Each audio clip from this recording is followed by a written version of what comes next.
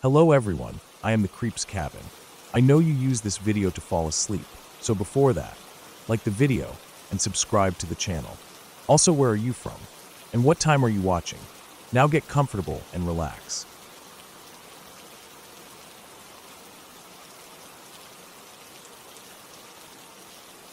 Growing up in the Tenderloin district of San Francisco wasn't exactly the kind of childhood that anyone would describe as normal. It wasn't the safest place, not by any means. The streets were filled with constant noise, the occasional scuffle, and people whose lives seemed to be in turmoil. I remember that even as a kid, I became very aware of my surroundings. I learned quickly not to trust anyone and to keep my head down whenever I could. But it wasn't always the people around me that scared me. Sometimes it was the situations, the things that I couldn't explain.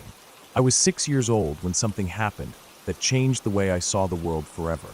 I don't remember much about the day, but I do remember it was a Friday. I was in school, probably sitting at my desk, not paying too much attention. At that age, I was still trying to figure out how to navigate the world, how to deal with people, and mostly how to avoid getting into trouble. Trouble, however, had a way of finding me. I don't know what the other kid said to me or what he did.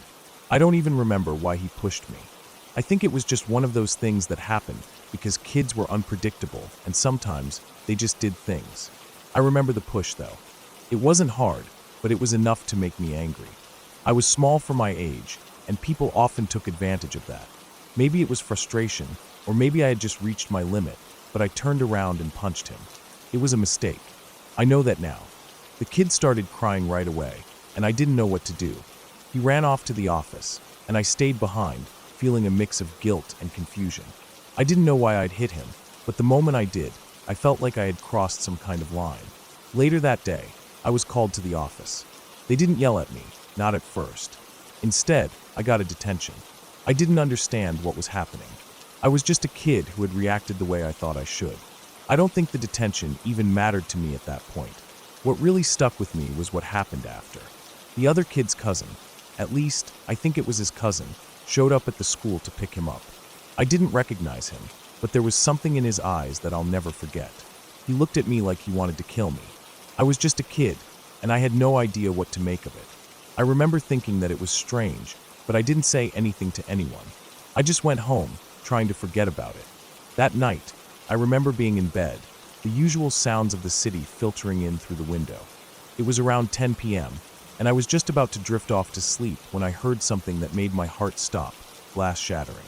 I froze. I didn't know what it was, but it sounded like a window breaking. The noise echoed through the house, making it feel like the walls were closing in. My first thought was that it was some kind of accident, that maybe a bird had flown into the window or something. But then I heard footsteps. Slow, deliberate footsteps, like someone was trying to be quiet, but wasn't quite succeeding. I didn't know what to do.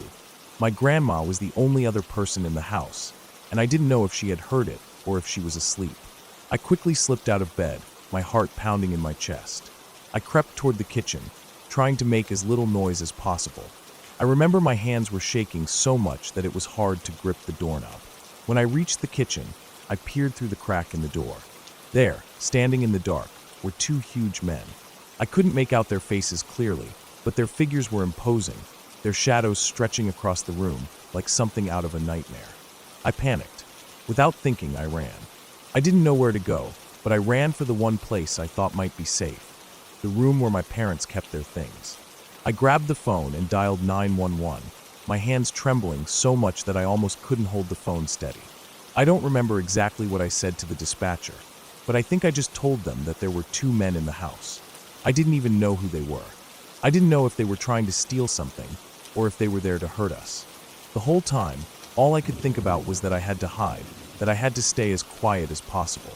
I crawled under the bed, my body small enough to fit between the dust bunnies and the clutter. I don't know why I thought it would keep me safe, but at the time, it felt like the only place I could be.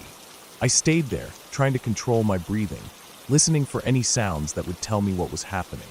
I couldn't hear much, just the faint creak of floorboards and the occasional rustle of something moving in the other room. Minutes felt like hours. I had no concept of time in that moment. I just knew that I was waiting for the police to come, and that they seemed like they would never arrive. Every second felt like an eternity. The police showed up almost 20 minutes later. I don't know how they got there so fast, but when I heard their voices calling out to me, I felt a wave of relief. They found me under the bed, and I was too shaken to do much of anything. They asked me questions, but I couldn't answer them. What was I supposed to say? I didn't know who those men were. I didn't know why they were there. By the time they searched the house, a lot of things had been stolen. Tools from my dad's workshop, some jewelry from my grandma, and a few other things. It felt like they had taken everything of value, and yet the worst part was how helpless I felt. I had no idea what was going on, and I was just a kid. I couldn't protect anyone. I couldn't even protect myself. My grandma was there too, and when the police asked her if she had seen anything, she just shook her head and said, I had no idea what was happening. I didn't understand why she hadn't done anything, but I didn't have the energy to ask. I was just too tired, too scared. The men who broke into our house were never caught. I never saw the kid I punched again, and I don't know if there was any connection between him and the men who broke in that night. But in my mind, I couldn't shake the feeling that it was somehow related. I don't know if it was the look the cousin gave me or the fact that everything felt so wrong, but something about it just didn't sit right with me. A year later, we moved out of the Tenderloin. My parents decided that it was too dangerous, and I didn't fight them on it. We left, and I tried to forget about that night, but I couldn't. It stuck with me in ways I couldn't explain. I couldn't shake the feeling of helplessness, the knowledge that I had been powerless in the face of something that was so much bigger than me. Now, 12 years later, I'm a college freshman. I've been through a lot, but the paranoia from that night still lingers. I can't shake the feeling that something bad is always just around the corner. I sleep with a knife under my pillow, and I always keep one in my pocket when I leave the house. It's not much, but it gives me some comfort. I wish I could tell you that I'm getting better, that I've learned to let go of the fear. But the truth is, I haven't. I don't think I ever will. The world can be a dangerous place, and sometimes the only thing you can do is survive.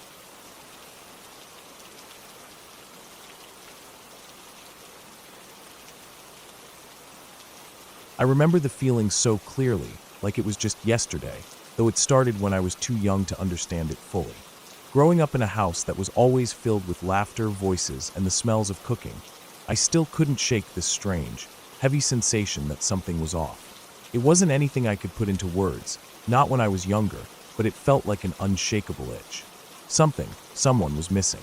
We'd sit down for family dinners, the table always set with the same mismatched plates, the hum of the fridge in the background, the clinking of forks and spoons on china, and there I was staring around the table, confused.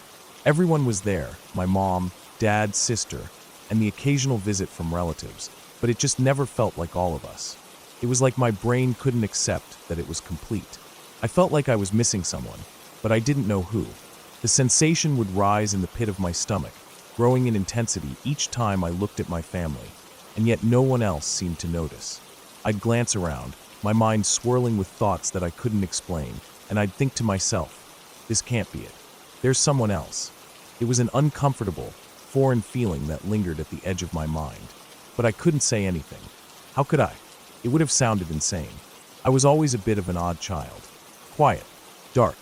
My thoughts didn't always line up with what was normal, and I'd often find myself lost in my own little world, disconnected from the usual chatter that filled our home. I had my own fears and thoughts that others didn't seem to understand, and because of that, I kept a lot to myself. It was easier that way.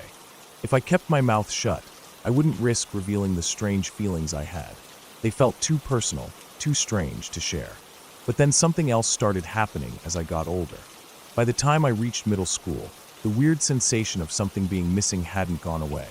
If anything, it had grown worse. It followed me into my room at night. I could feel it there, a strange presence, something that didn't belong in the room with me, but also strangely comforting. It wasn't an unsettling feeling like someone was watching me or lurking in the shadows.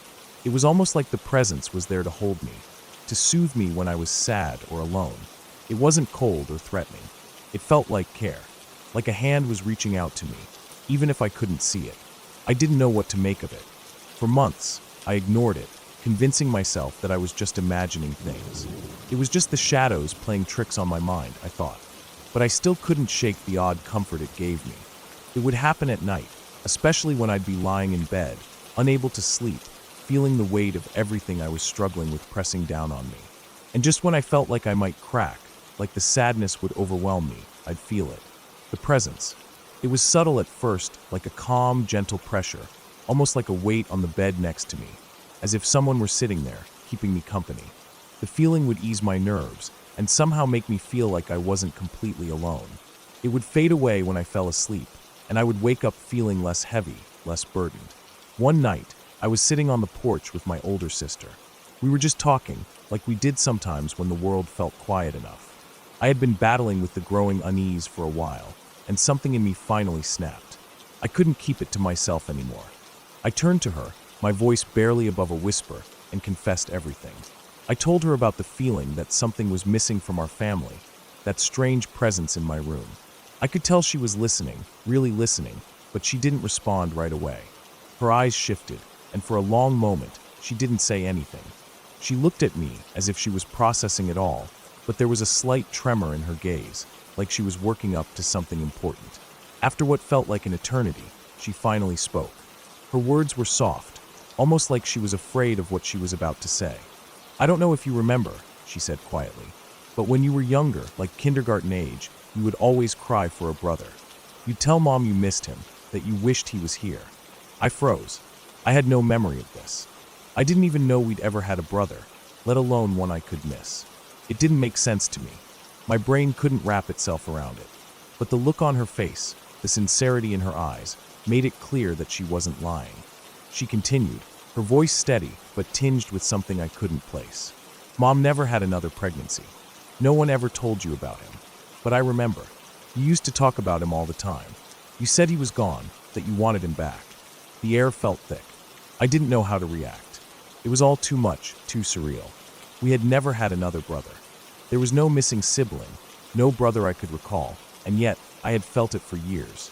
I had felt his absence like an ache deep inside, like there was a space in my heart that didn't belong. Now hearing this, it all started to click. But it also terrified me. Was I imagining it all? Was this just some strange childhood memory? Why would I feel so deeply about someone who wasn't even there? I thought back to those moments when I was younger, those quiet times when I'd sit alone and stare at the empty chair at the dinner table, or when I'd wander around the house with that gnawing feeling that someone was missing, someone who should have been there. I remembered the late nights when I would lie in bed, staring into the darkness, and how the feeling of a presence in the room, warm and comforting, would come and go. It felt like it was trying to tell me something, to ease my fears, to let me know I wasn't truly alone. Could it be possible that it was him, somehow? Could my mind have kept him alive in some way, even after he was gone? But then, as I thought about it more, I started to realize that the strange presence I'd felt in my room wasn't something to fear. It had never felt malicious. It wasn't the same as the eerie, unsettling feeling of being watched. It wasn't a ghost or some otherworldly force. It was something else. It was as though, in my loneliness and confusion, my mind had created a way to comfort me, to keep me from feeling abandoned. Maybe I had imagined a brother, someone to fill the gap in my heart, someone to ease the isolation I often felt. And maybe, just maybe, that presence in my room all those years wasn't a trick of my mind, but a manifestation of the love and care I needed. It was as if my grief, my longing for something I couldn't explain, had created this force, this comfort that I couldn't understand at the time. It took years for me to truly come to terms with it. Even now, as I sit here and think back on everything, I still feel that lingering sense of something missing. That feeling has never truly left me. The presence that once comforted me is gone, and now I find myself wondering about it more often than I should. Was it real? Was it just my mind playing tricks on me? Or was it something more? The answers are elusive, and part of me feels like I'll never truly know. But I've learned to accept it. I don't have all the answers, and I'm not sure I ever will. But I do know this.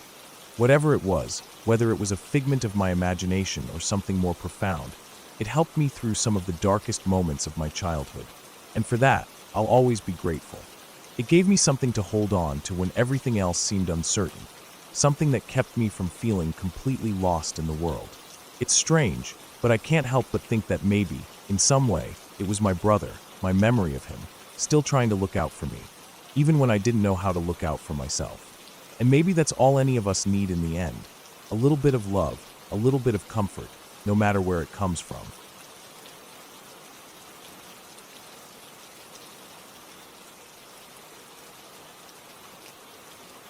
It was a family trip to the Bahamas. Nothing too special, just a chance for my friend and her parents to escape the monotony of the grind back home. She had invited me along, and I wasn't going to pass up a chance to travel somewhere tropical. We were sophomores in high school, both of us at the peak of our rebellious phase. We were always up to no good, dabbling in whatever we could get our hands on, mostly weed at the time, but we were starting to experiment with psychedelics too. The idea of a trip to the Bahamas had us excited, especially considering the stories we'd heard about the island's vibrant party scene. The beach outside Atlantis was lined with a bunch of locals, mostly black men and women selling anything from trinkets to, well, whatever else they thought might catch a tourist's eye. We didn't pay them much mind at first. We were just looking for a way to kill time, grab some drinks, maybe hit the beach bars. But then one guy caught our attention. He was probably in his mid-20s, a decent-looking guy with a smooth demeanor and pretty good English. His smile was wide, and he didn't hesitate to approach us. "Jet ski ride, beautiful ladies?" he asked, his voice smooth. "Just $150 for an hour. I can show you the best spots." We didn't have that kind of money, but then he lowered the price. "For you too, I can give you a ride for free. Just for fun. I promise, no one ever gets to see this side of the Bahamas." My friend, always the adventurous type, nudged me, and we both looked at each other, weighing our options. We didn't have much else planned, and free was always a good deal, right? So we agreed, maybe a little too quickly. The jet ski was old but functional, and the guy seemed confident as he revved the engine. We climbed aboard, and he took off, weaving between the bigger boats and tourist yachts. The breeze was warm, and the salty air filled our lungs. Everything was fine at first, almost idyllic, but soon we started to realize we were heading farther and farther away from the crowds. We could see the Atlantis Hotel in the distance, but the beach around us started to thin out. "Do you like to smoke the herb?" he asked casually, his voice almost playful as he looked back at us over his shoulder. My friend and I exchanged glances, our eyes lighting up. We'd been smoking pot since we were freshmen. In fact, we had a reputation for it at school. The idea of smoking with a local, away from the prying eyes of tourists, sounded too good to resist. "Yeah, sure, we like it," my friend said eagerly. The guy grinned and leaned in slightly, his voice lowering as if telling a secret. "There's a party just a short ride away, island over there. You can come, have some beer, smoke some good weed with us." The offer was tempting, and we both felt that rush of excitement. The thought of a private, secluded island party with locals? We couldn't pass that up. "We'd love to," I said, my voice a little too enthusiastic. As we got further out, the sound of the waves grew louder, and the sight of the beach disappeared behind us. There was nothing but open water now, and a strange sense of isolation started creeping in. The guy at the helm didn't seem to notice. He was too busy navigating the water with practiced ease. But we did notice. We looked at each other, the reality starting to set in. We were getting further away from safety, further from civilization. We had no idea what this guy's real intentions were, but we had already gotten ourselves in too deep. The idea of turning back now felt off. Maybe we were just being paranoid, but we couldn't ignore the growing unease in the pit of our stomachs. Eventually, we arrived at a small, rocky island, tucked away and nearly invisible unless you were looking for it. The beach was deserted, save for a small group of men sitting around a barbecue pit. They looked up when we arrived, their eyes scanning us intently. The first thing that hit me was how different they looked from our friendly tour guide. These men were older, easily in their late 30s or early 40s. They didn't have the same energy or charm as the guy who brought us here. They just stared, their eyes cold and appraising, like they were sizing us up. We came closer, and one of the men mumbled something in their native tongue. The others didn't say much, but they didn't take their eyes off us either. My heart rate kicked up a notch. Something about the situation felt all wrong now, and the party we had been promised was looking less and less like a fun hangout and more like something else. We stood there awkwardly for a moment, not sure what to do. The atmosphere had shifted, and the men didn't look welcoming. In fact, they looked like they were waiting for something. I could feel the tension building. I glanced over at my friend, and she looked just as nervous as I felt. We both knew we needed to get out of there, but we had no way of leaving. The jet ski was gone, and it was just us and these guys in the middle of nowhere. I could feel the anxiety creeping in, a knot tightening in my stomach. That's when I realized I had to do something, anything to get us out of there. I pulled my phone from my pocket, and with shaking hands, I dialed my mom's number. She wasn't there, but I pretended to talk to her. Yeah, Mom, I know. I know I'm fine. It's just that I'm lost, and I think I've been gone too long. The police. Yeah, I called the police. They're looking for me. I need to get back soon. I'm really sorry. I didn't mean to worry you. I swear I'll be fine, but the police are looking for me. I don't know how long I'll be. The words just came out in a rush. I had no idea if it would work, but I hoped it would. The second the word police left my lips, I saw a noticeable change in the men. They glanced at each other, muttering in their native tongue, their voices low and hurried. I could see the anxiety on their faces now. They didn't want any trouble, and I realized that using the word police had done what I needed. The guy who had brought us here stepped forward, his expression now tense. Okay, he said, his English still clear but less confident. I take you back now. No problem. Just stay calm, please. Without saying anything else, he led us back to the jet ski. He didn't try to make any more small talk, didn't even look back at the group of men. As soon as we were on the water, the guy gunned the engine, and we sped away without a second glance at the island. I was still shaking, my mind racing with what had almost happened. We didn't talk as we headed back to the main beach. I couldn't even look at my friend. Both of us were too caught up in the overwhelming sense of relief. When we finally made it back to the crowded beach, the guy didn't say a word. He just dropped us off and sped away, leaving us standing there, confused and shaken. We didn't see him again for the rest of the week, not at that spot on the beach. And truthfully, we didn't want to. We never told anyone about what happened, at least not in full detail. It was too close to something we weren't ready to face. We kept up the act, laughing it off, saying we'd just gotten lost on a jet ski ride. But deep down, we both knew how lucky we were to have gotten out of there when we did. I still think about it sometimes. What could have happened if I hadn't made up that phone call? What would have happened if we hadn't gotten out when we did? I don't know, but I'm thankful we didn't find out the hard way. The trip was supposed to be fun, an adventure, but it quickly became something else entirely. And the guy, I can still picture his smile, that charm that had lured us in. It's hard to forget someone like that, even though we never saw him again. We never went near that part of the beach again, never took another free jet ski ride. And looking back, I can't help but feel a sense of dread every time I think of how close we came to something much darker.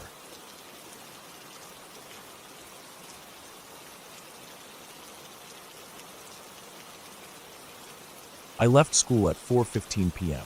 Every day, my last class wraps up at that exact time, no exceptions.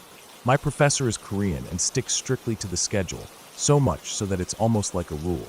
He hates any disruption, and we always get out at precisely 4:15 p.m. I've grown used to it, that routine. It's predictable, and I like that. There's something comforting in knowing exactly when things are going to happen. It takes me about 10 minutes to get to my car after class. I usually don't hang around after the bell. I pack up, walk out of the lecture hall, and head straight for the parking lot. The parking lot is always busy, but I don't mind. It gives me time to mentally prepare for the drive ahead. I work about an hour away, so I always feel like I'm on a bit of a race to get to the office on time. Traffic can be a mess, but it's manageable most days. Today, I didn't expect anything to be different. I get into my car, start it up, and plug in my GPS. It tells me I've got about an hour's drive, and I figure that's about right. The drive to work always feels long, but today, for some reason, I was more aware of the time passing than usual. It was just a normal drive at first. I kept my eyes on the road, listening to the radio, trying not to think too much about the stress of work or the rush I felt. It was a busy week at the office, and I had a lot on my mind, but nothing seemed off. The drive was just as usual, right up until I pulled into the parking lot of my work. I glanced at the clock in my car as I parked. It was 4:50 p.m. I was surprised because I knew I had left school at 4:15 p.m., and the drive should have taken an hour. I double-checked the time. 4:50 p.m. I had arrived 30 minutes earlier than I should have. I was confused, but maybe I had just driven faster than usual, right? But I knew I hadn't been speeding. There was no way I could have shaved off 30 minutes from my usual commute. I looked up at the clock above the office entrance and saw it read 4:50 p.m. as well. Same time. I was on time, but I was earlier than I had any right to be. I walked into the office, still feeling unsettled. My boss looked at me and chuckled. "You're early today," she said. I frowned. What was going on? I checked my phone quickly. It was 4:50 p.m. Same as the car clock, same as the office clock. I had no idea how I had gotten here this fast. It made no sense. I had left school at 4:15 p.m., and it was a full hour's drive. How did I get here in less than half that time? I stepped back outside, trying to make sense of it. I looked at my car again. The clock in the car showed 4:52 p.m. now, but that was still off. It wasn't exactly 4:50 p.m. like the office clock, but it was still about 10 minutes earlier than I had expected.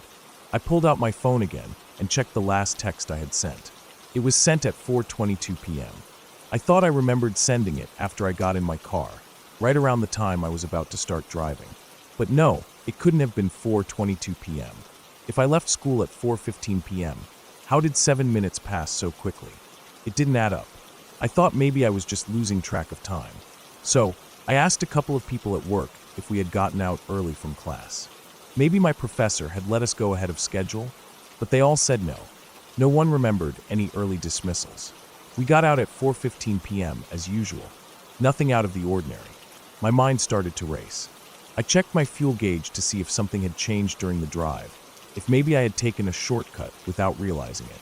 But the fuel consumption was in line with my normal drive. I hadn't gotten off track, and I hadn't been going unusually fast. The drive had felt like the usual 1-hour trek. The same turns, the same stops, the same road. It was as if I had done everything exactly the same. But the time was wrong. I felt a bit of a chill in my spine. My mind raced, trying to grasp what had happened. I tried to convince myself that maybe I just hadn't noticed the time passing. Maybe I had driven faster than I thought without realizing it. But nothing about the drive felt any different from the usual. It was as if I had been in that car for a full hour, but I was here 30 minutes earlier than I should have been. I went back inside the office, still trying to make sense of it. My boss didn't seem to notice my confusion. She was busy with something else, but I was fixated on what had happened. I couldn't shake the feeling that something was off. It felt like I was in a parallel universe, or like time itself had done something strange. Maybe I had made a mistake. Maybe I wasn't paying attention. Maybe I had been so wrapped up in my thoughts that I misjudged the entire thing. But that didn't explain why everything else felt so normal, so routine, except for the time. The rest of the workday went by as usual. But in the back of my mind, the strange discrepancy gnawed at me. I couldn't stop thinking about it. How had I driven an hour in 25 minutes? How had I been 30 minutes early when everything pointed to me leaving at the same time as usual? I tried to brush it off, to tell myself that it wasn't anything important, that it was just a weird coincidence. But it didn't sit right with me. Later that evening, I texted a friend to ask if I had ever mentioned how long the drive to work usually took me. I had never really talked about it before. I didn't think it was anything worth discussing. But my friend told me that I had mentioned it in passing a few times. An hour, she said. The same time I had always told her. Nothing had changed. But tonight, something felt different. It wasn't like I had just made an error or was misjudging the time. I never figured out what happened that day. I didn't find any answers, and I didn't get any clarification. But I couldn't ignore that extra $3 I had made. Maybe it was just luck. Maybe it was just some freak accident of time, a moment where the universe had bent itself for a brief second and then snapped back into place. I don't know what happened that day. All I know is that I drove to work in 25 minutes, made it 30 minutes early, and had no explanation for any of it. But sometimes the most bizarre things happen, and we just have to let them go.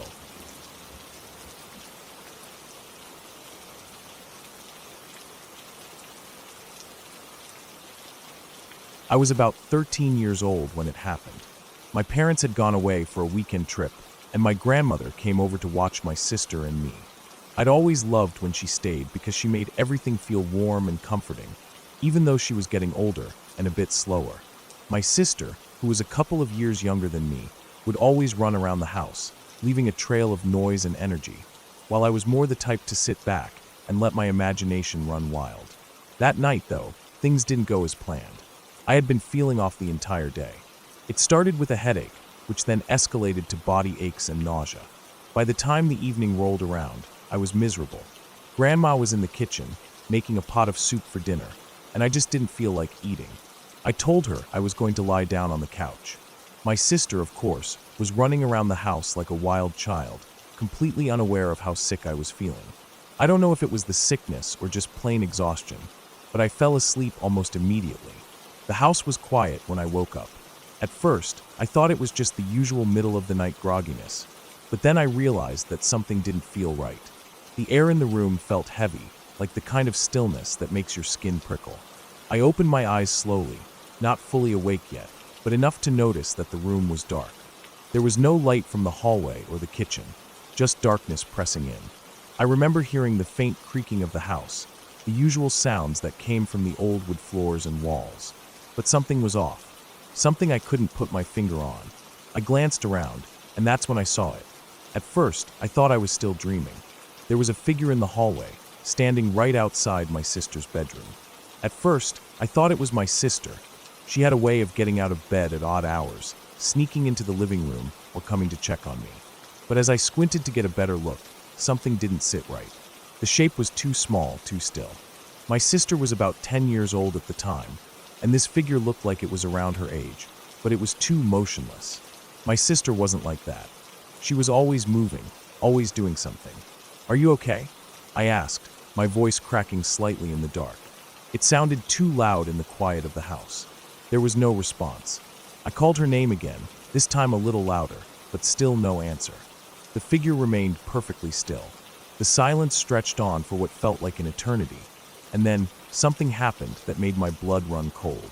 The light from the living room, where the faint glow of the streetlights filtered through the curtains, caught the girl's face. Her eyes. When I saw her eyes, I knew right away that it wasn't my sister. Her eyes were wide and unblinking, but they didn't look normal. They were dark, almost black, and empty. The kind of eyes that made your stomach churn with fear. I don't even know how to explain it. There was nothing human about them. The worst part was that the girl's face didn't move, didn't blink, didn't change at all. She just stood there in the doorway, staring at me. And then, without any warning, she disappeared. Not like she ran away or ducked out of sight, but like she was never there at all. One moment, I was staring at her, and the next, there was nothing. No sound, no movement, just darkness. I didn't know what to do. My heart was pounding so loudly, I thought it might wake up the whole house. I wanted to call out for Grandma, but my throat was tight, like something was holding me back. I didn't move, just lay there frozen, staring at the spot where the girl had been. Was I dreaming? Was I still sick and imagining things? But no, this was too real. I could still feel the weight of her presence, like she was still there, watching me. My mind raced, trying to make sense of what had just happened, but nothing added up. I didn't sleep the rest of the night. Every sound in the house made me jump, my eyes constantly scanning the dark corners of the room, looking for any sign of that girl. I kept telling myself that it had been a dream, that it was just my sick, fevered mind playing tricks on me. But deep down, I knew I had seen something I couldn't explain. The next morning, I tried to push it out of my mind. I told myself it was just a bad dream, a hallucination brought on by the fever. But every time I looked down the hallway to my sister's room, I couldn't shake the image of that little girl. My grandmother didn't seem to notice anything was wrong, but my sister must have sensed it because she stuck close to me all day, almost like she could feel my unease. I didn't want to scare her, so I kept quiet, but I couldn't help but wonder what had happened during the night. About 3 years later, I moved into my sister's old room. At the time, I didn't think anything of it. It was just a room. The same room my sister had spent years in. The same room where I'd had a couple of restless nights. But after moving in, things started to change. It was late one night, and I was lying in bed, trying to fall asleep. I had always been a heavy sleeper, but that night I kept waking up. Something about the room felt different. It wasn't the same anymore. The air was thicker, heavier, like something had settled in. I tried to ignore it, telling myself I was just overthinking things. But as I lay there, the feeling grew stronger. I felt like I wasn't alone. I opened my eyes, squinting in the dim light from the street outside. The shadows in the room seemed to shift, and I felt my heart skip a beat.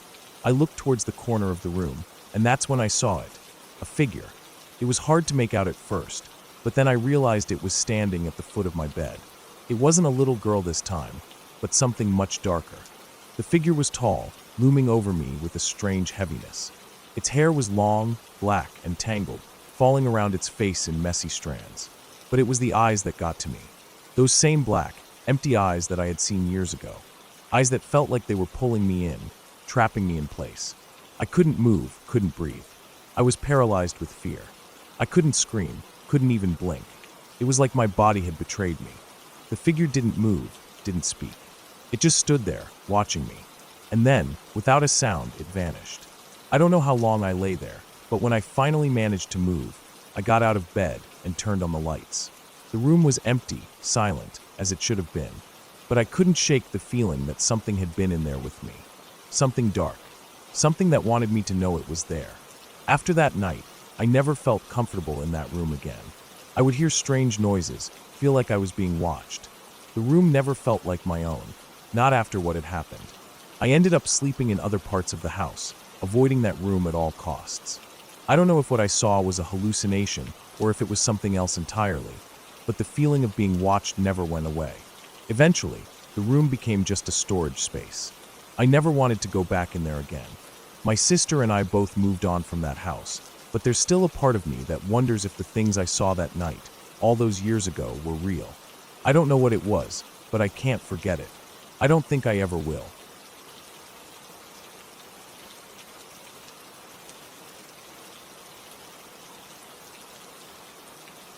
When I was about 14 or 15, I was fully immersed in my heavy metal phase. You know, the kind where every part of my room was decorated in dark, grungy posters and pin-ups of metal bands. It was like a shrine to the music I loved. My walls were covered with images of my idols, Motley Crue, Iron Maiden, AC/DC, Slayer, Metallica, and all those cool pin-ups from magazines like Circus and Hit Parader. I had everything taped up with whatever I could find. Regular Scotch tape, packing tape, even double-sided tape in some places.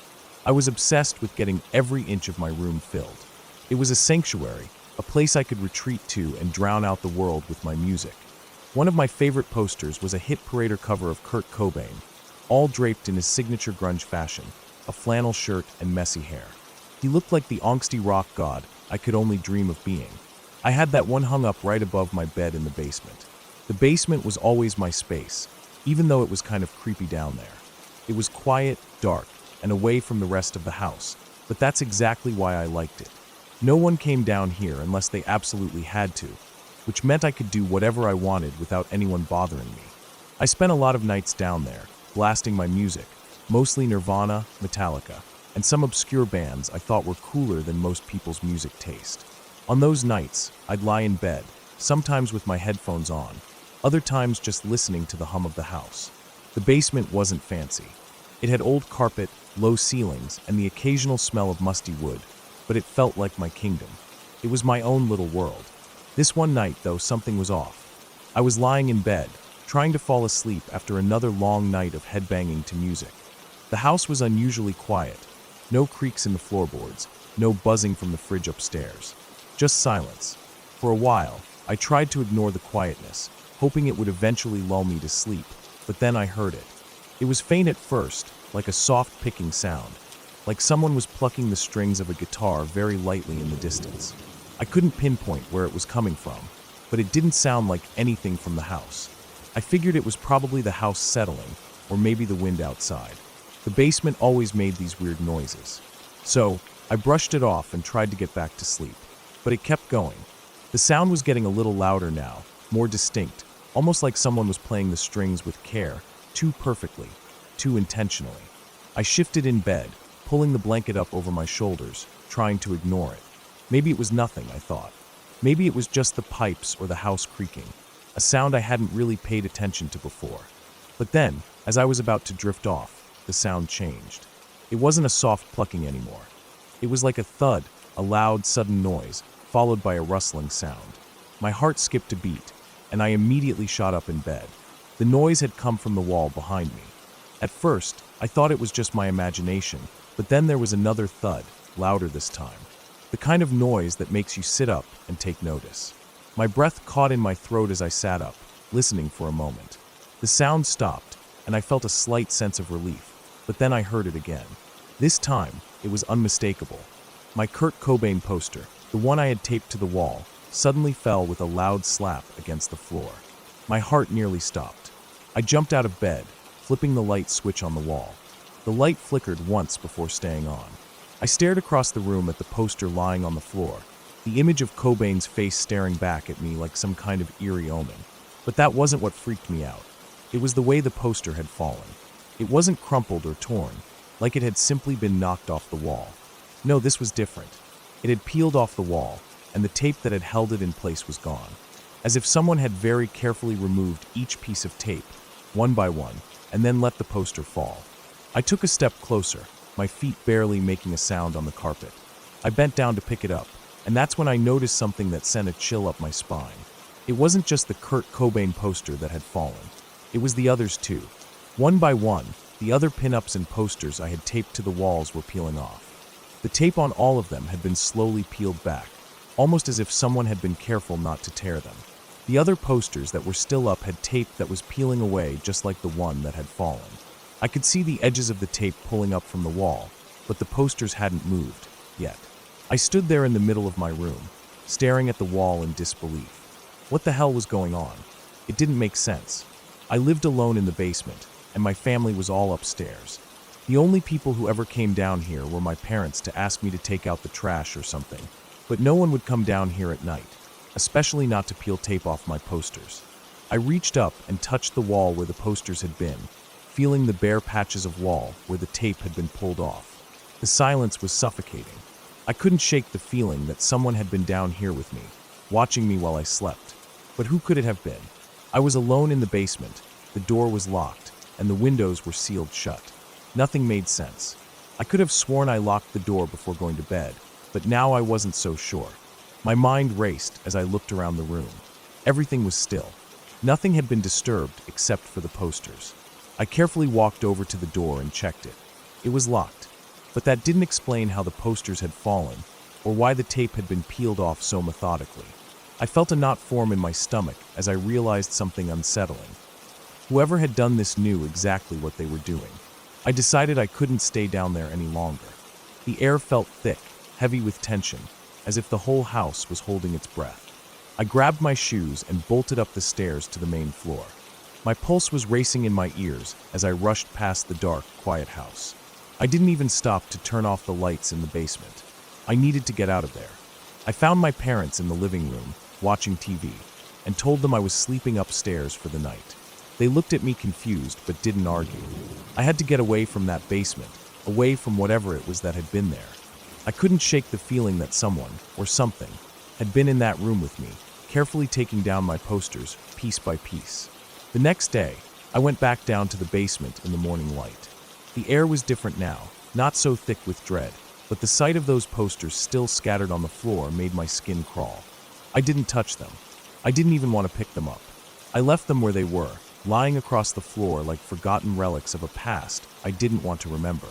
I wasn't sure if it had been a prank or something more sinister, but I couldn't stand the thought of being alone in that room again. So, I never went back down there to sleep after that. My posters stayed there, pinned up against the walls in a way that seemed almost unnatural, but I couldn't bring myself to take them down. It was like a reminder of whatever had happened that night, of the strange sounds, of the way my posters had been methodically peeled from the walls as if someone had been watching me. It still bothered me, but I never told anyone. Maybe they'd think I was crazy, maybe I just imagined it. But no matter what, I never felt safe in that basement again. The sound of the picking, the posters falling, and the silence that followed, it all stayed with me, even as I moved on with my life. But I never went back to sleep in that basement, and I never looked at my posters the same way again.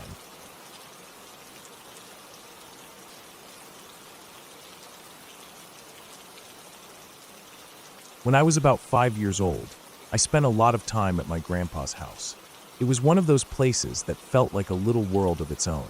The house was surrounded by a dense forest, trees so tall and thick that the light barely made it through the branches, and the air always felt a bit heavier than usual. The kind of place where you can almost hear the wind whispering between the leaves, and everything feels a bit mysterious, even in broad daylight. My brother, who was 7 at the time, and my cousin, who was a year older than me, spent a lot of time running around the woods, exploring, and making up games. I don't know why we loved it so much. Maybe it was the way the trees made everything feel secretive, like we were living in a fairy tale, except there was nothing magical about it, just nature in its raw form. The house itself was a little old, with wooden walls that creaked when you walked down the hallway, and the furnace would sometimes rumble, so loud it felt like the whole place was shaking. But it was our safe place, and we loved it. It was winter, and the snow covered everything in a thick, white blanket, making the trees look even more imposing. My brother, cousin, and I were all bundled up in our winter jackets and snow pants, ready to go outside. We were excited about the idea of playing around the pond near the back of my grandpa's property. The pond had frozen over from the cold, and we thought it would be the perfect place to have an adventure. The trees around the pond were so dense that they almost created a little world of their own. It felt like we were walking into an untouched, frozen wilderness, and the ground was covered in snow so thick it made a crunching sound with every step. We trekked through the trees, our boots leaving deep prints in the fresh snow, until we made it to the pond. I remember the pond was still, the ice so smooth and flat it looked like glass. It was beautiful, and I could see the faint outline of the water beneath the ice, the dark shadows of plants and fish trapped underneath. My brother, being the oldest and the one with the most sense, immediately started talking about how we should spread out on the ice. He said it was important to distribute our weight so that the ice wouldn't crack under us. I didn't think too much about it at the time. I was just excited to be there, to feel the cold air on my face, and to be a part of the adventure. We spread out across the pond, taking careful, slow steps onto the frozen surface. The ice felt solid at first, creaking slightly under our weight, but we weren't sure just how thick it really was. The air was freezing, biting into our faces, but we didn't mind. We were too caught up in the moment, too caught up in the excitement of being out in the wilderness, away from the adults, doing something we weren't supposed to be doing. We stayed out there for a while, playing and sliding around. The ice held up at first, and we were having a great time, laughing and falling down. But then, something happened. I don't know exactly when it happened, but I remember hearing a sound, like a loud cracking. It started off small, a soft creak, then a deep, almost thunderous crack followed by a series of smaller ones. Before any of us could react, the ice beneath us split wide open. The cold water rushed up, and before I knew it, I was submerged in freezing, bone-chilling water. The shock of the cold was so intense it felt like my whole body had been struck by lightning. The water swallowed me up to my waist, then to my chest, and I was flailing, trying to get my footing. I could see my brother and cousin panicking too, trying to climb out of the freezing water. My brother grabbed onto a piece of ice near the edge, and I saw my cousin struggle, trying to pull herself out, her arms flailing. The next few moments were a blur of panic and cold. I tried to push myself out, my hands slipping on the ice, my feet sinking further into the freezing water. I could feel my chest tightening, my heart racing as I fought to stay above the surface. I couldn't stop shaking, couldn't think clearly. The cold was everywhere, inside and out, and it was hard to breathe. All I could hear was the rush of the water, the sound of my heart thudding in my ears, and the frantic splashing of my brother and cousin. Somehow, we all managed to scramble out of the water, slipping and sliding on the slick ice. I don't even remember how we did it. It just happened so fast. My brother helped me up, and I grabbed onto his jacket, shaking uncontrollably from the cold. We didn't even stop to check on our cousin. She was right behind us, but I think we were too scared to even think straight. We just needed to get out of there. The climb back up to the house was the hardest part. The snow was deep, and the hill we had to climb felt like a mountain. The cold seeped into our bones, and every step felt like it took more energy than I had. My legs were numb, my feet were freezing, and the snow kept getting deeper, making it harder to climb. But we didn't stop. We couldn't. It felt like the whole world was closing in on us, and the weight of the cold made it harder to think. I remember the hill was steeper than it seemed when we first walked down it, and it took every ounce of strength I had to keep moving. I could barely feel my hands, my feet were raw, and my chest was burning from the cold air. Every breath felt like it was freezing my lungs. The walk back to the house felt endless, like the world had frozen around us, and all I could focus on was moving one foot in front of the other. I could see the lights of the house in the distance, but it felt like we would never reach it. My brother and I didn't talk much. We were both too focused on getting out of the snow and warmth. I think we both felt like we were going to die out there, that the cold was going to take us before we even made it back to the house. It felt like time had slowed down, and every second that passed, we got colder, more tired. By the time we reached the house, I could barely feel anything. My legs were stiff, and my body felt like it had been drained of all energy. I stumbled through the door, falling onto the floor in exhaustion, my body shaking uncontrollably. I remember my grandpa looking at me, his eyes wide in surprise, and then he rushed over to help me take off my wet clothes. I was shivering so violently that I could barely stand. I don't even remember taking off my snow pants, my boots, or my jacket. I just remember feeling the heat of the house hit me all at once, like a wave of warmth that made everything hurt. It felt like I was on fire, but I couldn't move, couldn't think straight. I remember my brother looked just as bad, sitting on the couch, shaking and staring off into space. But our cousin, she wasn't back yet. I don't know why we left her behind. Maybe we were scared, too focused on surviving to think about anything else. But the truth was we couldn't even think straight. It wasn't until we were warm again, sitting there in front of the fire, that we realized we'd left her behind out there in the cold. I was terrified, thinking about what could have happened to her, how she could be stuck in that frozen wilderness. It felt like hours before we heard the door open again, and our cousin stumbled in, her face pale, her lips blue from the cold. She had made it back too, somehow. I think we all realized how close we had come to not making it. The weight of what had happened hit me then, and the fear and panic of those moments finally caught up to me. But we were all safe. We were all there. We never talked about it much after that. It was just something that happened, something that we all carried with us, even if we never said a word about it. We knew what could have happened, what almost happened. The cold, the ice, the fear, we never forgot. But we learned from it too. We learned the importance of staying together, of thinking before acting, of not letting excitement cloud our judgment. And most of all, we learned how quickly things can go wrong when you're out there in the cold, alone. The pond remained frozen for the rest of the winter, but I never went near it again.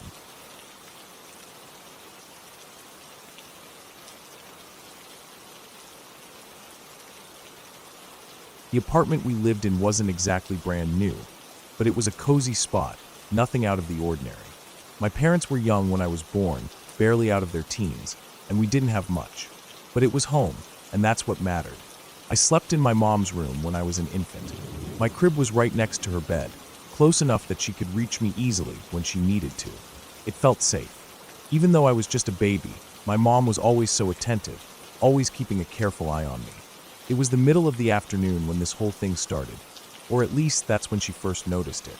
My mom would often do laundry in the other room while I was napping or playing in my crib. Most of the time, I was awake and crawling around, always energetic, always curious about everything. Sometimes I would cry a little when she would leave the room, but that was normal for a baby, right? After all, I wasn't even a year old yet. She'd walk into the room, and I'd be there, bouncing around, looking up at her. Sometimes I'd be grinning, other times reaching for the toys hanging from the crib. It was routine. She'd smile at me, give me a kiss on the forehead, and leave for the laundry. The apartment was small enough that she could see me through the door when she came back. But here's where things got weird. She told me that one day, after she finished her laundry and came back to check on me, everything was different. I was fast asleep, she said. I was tucked in so neatly, with the covers pulled up to my chin. My toys were in their place, the room was calm, and I looked peaceful, like I hadn't been bouncing off the walls just a few minutes ago. At first, she chalked it up to just being tired. Maybe I'd worn myself out, and she hadn't noticed. But it started happening more frequently. It wasn't just a one-time thing. Over the course of a few days, every time she would leave the room, she'd come back to find me tucked in, as though someone had been there, making sure everything was perfect. My dad didn't believe it at first. He was always the skeptical one, always brushing things off with a laugh. "She's probably just tired," he'd say, or "maybe you just forgot you tucked her in already." It made sense at the time. Who would expect anything else? But my mom was getting increasingly worried. She knew something was off. It wasn't like I could have done it myself. I was too little. I wasn't even walking yet, let alone capable of tucking myself into bed and arranging everything just so. And yet, it kept happening. Every time she came back to check on me, everything was neat, like I'd never been moving around at all. She decided to take some precautions. One afternoon, when she was at her wit's end, she went out and bought a baby monitor. This would let her hear what was going on in the room when she wasn't there. She could keep an ear out for any strange noises and maybe get to the bottom of this. That day, she was in the kitchen, making me lunch and getting my bottle ready, when the monitor started making strange sounds. At first, it was just static, the usual buzz, but soon the noise changed. It was a weird mix of high-pitched beeps and low, almost inaudible hums, like something was trying to communicate. It wasn't normal. It wasn't the sound of a baby crying or cooing. Concerned, my mom went to check on me again, and when she walked into the room, she froze. I was on all fours in my crib, just staring at the corner of the room. My mom called out my name softly, but I didn't react. I just kept staring, unmoving, my tiny hands placed firmly on the mattress, like I was waiting for something. My mom's heart started to race. I was still just a baby, so why was I acting like this? She stepped closer, a sense of unease settling in her chest. She looked over to where I was staring, into the corner next to the nightstand where the lamp sat. There was nothing there, just the corner of the room. But then she noticed something strange, something that made her blood run cold. Carved into the side of the nightstand was a message. It wasn't like a scribble or a mark that could have been made by accident. It was clear, deliberate, and perfectly legible. The message said, "I hate messy cribs." She said the words felt like they were hanging in the air, thick with something she couldn't explain. Who could have written that? And why was I staring at it, as though I understood what it meant? My mom, terrified, called for my dad again. But even he, who was usually quick to dismiss her worries, couldn't deny the feeling that something was wrong. He agreed it was time to get out of there, at least for a while. But moving out wasn't an easy decision. It took some convincing, but eventually, they decided it was best to stay with my grandparents for a little while.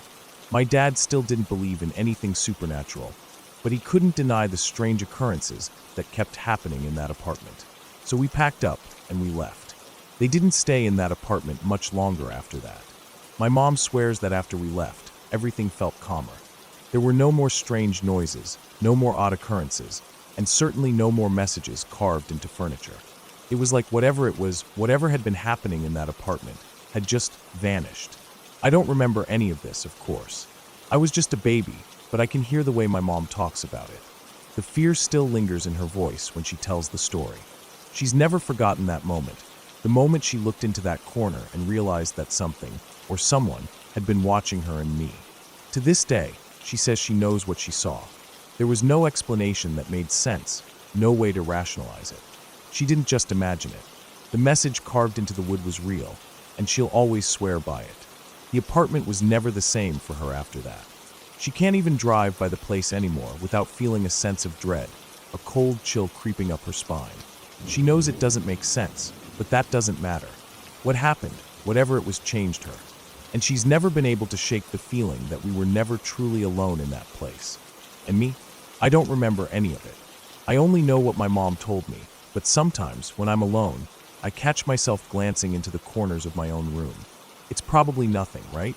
But every now and then, I can't help but wonder if something's watching me too.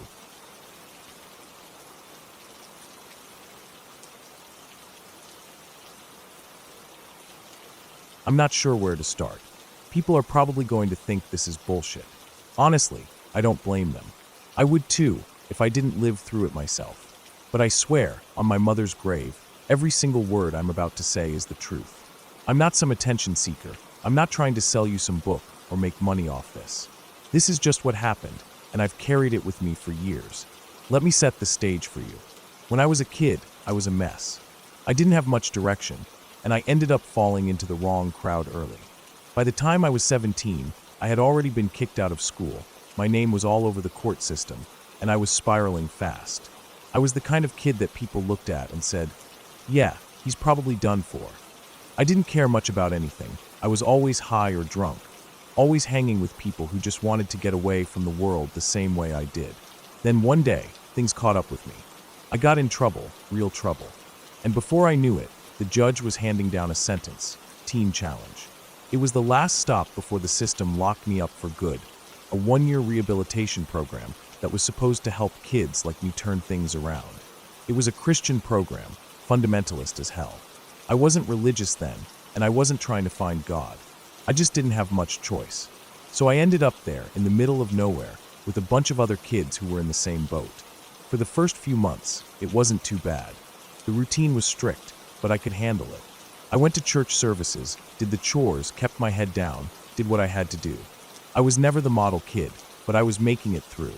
Then about 6 months in, they hit us with something called Spiritual Emphasis Week. This was different. Spiritual Emphasis Week was the program's version of a revival. They'd bring in guest speakers who were supposed to deliver messages so powerful they'd change your life. I didn't buy into it, but the whole week was a huge deal, and they really ramped up the intensity. For that entire week, we had chapel services for hours a day. It was like we were being bombarded with religious ideas from every angle, and most of us had no choice but to sit there and take it. The idea was that if you weren't feeling something by the end of the week, you were either spiritually dead or resisting the Holy Spirit. The guest speaker they brought in was a huge guy, a black man from North Carolina, built like a linebacker. He had that booming voice that commanded attention, but his style of preaching was different. A lot different. He didn't just speak to us. He shouted. He screamed Bible verses. He would yell things like, "I hate the devil. The Bible says, insert Bible verse." Jesus said, insert some other verse. His words would ring out in that huge chapel, bouncing off the high wooden ceilings. And it wasn't just the shouting. He would start pacing up and down the aisle, pointing at people, shouting directly at them like he was trying to pull something out of their soul. And at first, I thought it was all just show. I mean, it had to be, right? But what happened next, it's hard to describe, and even now, thinking about it, I get this cold feeling in my stomach. There were maybe 70 people in the chapel that day. Kids in the program, staff, some of the volunteers, and it was like a strange energy filled the room. It wasn't anything that anyone said or did, but the air, it was different. The more the guy shouted, the more I noticed things changing around me. At first, it was just the other kids, but then it started happening to more people. They began to twitch. It wasn't just a few kids fidgeting. They were contorting their bodies, shaking and jerking, like they weren't in control of themselves anymore. Some of them were on the ground, their bodies moving like they were being yanked by invisible strings. And then the noise that came from their mouths wasn't even their voices anymore. It was hard to describe, but it wasn't human. It was guttural, deep, and it sounded like something coming from far beneath the earth, like an animal trying to speak. I swear, some of the sounds were so distorted, it was like they were trying to scream, but their voices were being twisted and bent by something that wasn't normal. I could feel the hair on the back of my neck stand up, a shiver running down my spine. I couldn't explain it, but it felt wrong, like something was deeply, fundamentally off. The preacher didn't stop, though. He didn't skip a beat. When he saw someone writhing or convulsing, he would step right up to them, and in a voice like thunder, he'd start commanding the devil to leave. Get out, devil." He'd shout it over and over again. "I command you to die. Die, devil, die." And every time he said it, the air around us would grow colder. The temperature in that room would drop, and I could see my breath in the air, even though we were all sweating from the heat of the summer day. And then the smells. It wasn't just cold. There was this foul odor, like something had died and was rotting nearby. It wasn't just a normal smell. It was thick and pungent, and it seemed to fill the entire chapel. People would cover their noses, trying to block it out, but it didn't help. The smell would linger no matter how much you tried to avoid it. It was like it was coming from nowhere, like it was in the very air itself. But the worst part was what I felt, what I couldn't explain. There was something in the air. It was like a presence moving past me. I couldn't see anything, but I could feel it, like there was something brushing past my face, just inches away. And every time I tried to focus on it, it would move like it was staying just out of reach. I wasn't the only one who noticed it, either. I could see other people react, their eyes darting around, as if they could feel it too. As the week went on, the preacher's behavior didn't slow down. He kept moving from person to person, and each time he did, something crazier would happen. There was one girl, a sweet girl from Texas, who was surrounded by a group of people who were all praying in tongues, laying hands on her, when it looked like she started levitating. I couldn't see her feet. There were too many people around her, but I could see the rest of her body, and she was rising off the ground, a couple of feet up, slowly floating higher and higher. People later told me that it was real, that they saw her feet off the ground, but I still don't know what to believe. Maybe it was some kind of illusion, but in that moment, it felt real. By the end of the week, I was completely rattled. I still don't know what to make of it. I kept telling myself it was all a performance, some kind of theatrical nonsense, but the more I thought about it, the more it didn't add up. No one had any prior contact with the preacher before this week. There was no way they could have planned it out, and some of the kids who were acting out had never even heard of this kind of thing before. It didn't make sense. Now here I am, almost 20 years later, and I try my best not to think about it. I've tried to bury it deep, ignore it, tell myself it was just some weird, freaky, collective hysteria, or maybe a bunch of kids playing along. But it lingers in the back of my mind. I still hear the growls, the shrieks, the voices that didn't belong to the people making them. I still feel the cold, the way the air moved around me, and how the room seemed to grow darker and darker as the days went on. Maybe people will say I'm crazy. Maybe they'll say I'm making it up. But I swear, on everything I hold dear, that what happened was real. It was something I couldn't explain then, and I still can't now. But it happened, and I've never been able to forget it. Not once.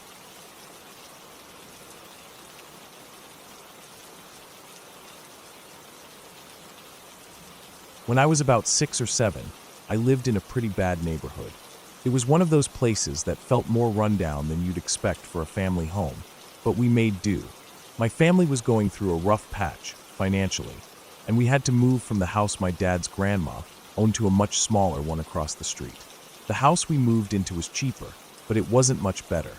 It was the kind of place you don't really want to tell your friends about, but at the time, it was all we could afford. The house we were leaving was big, but old and in desperate need of repair. It was always a little dark inside, even with the lights on, and it felt like things were always creaking, always shifting in ways they shouldn't. It wasn't that I thought it was haunted or anything. Being so young, I just felt like it was a house that had been through too much, seen too many years.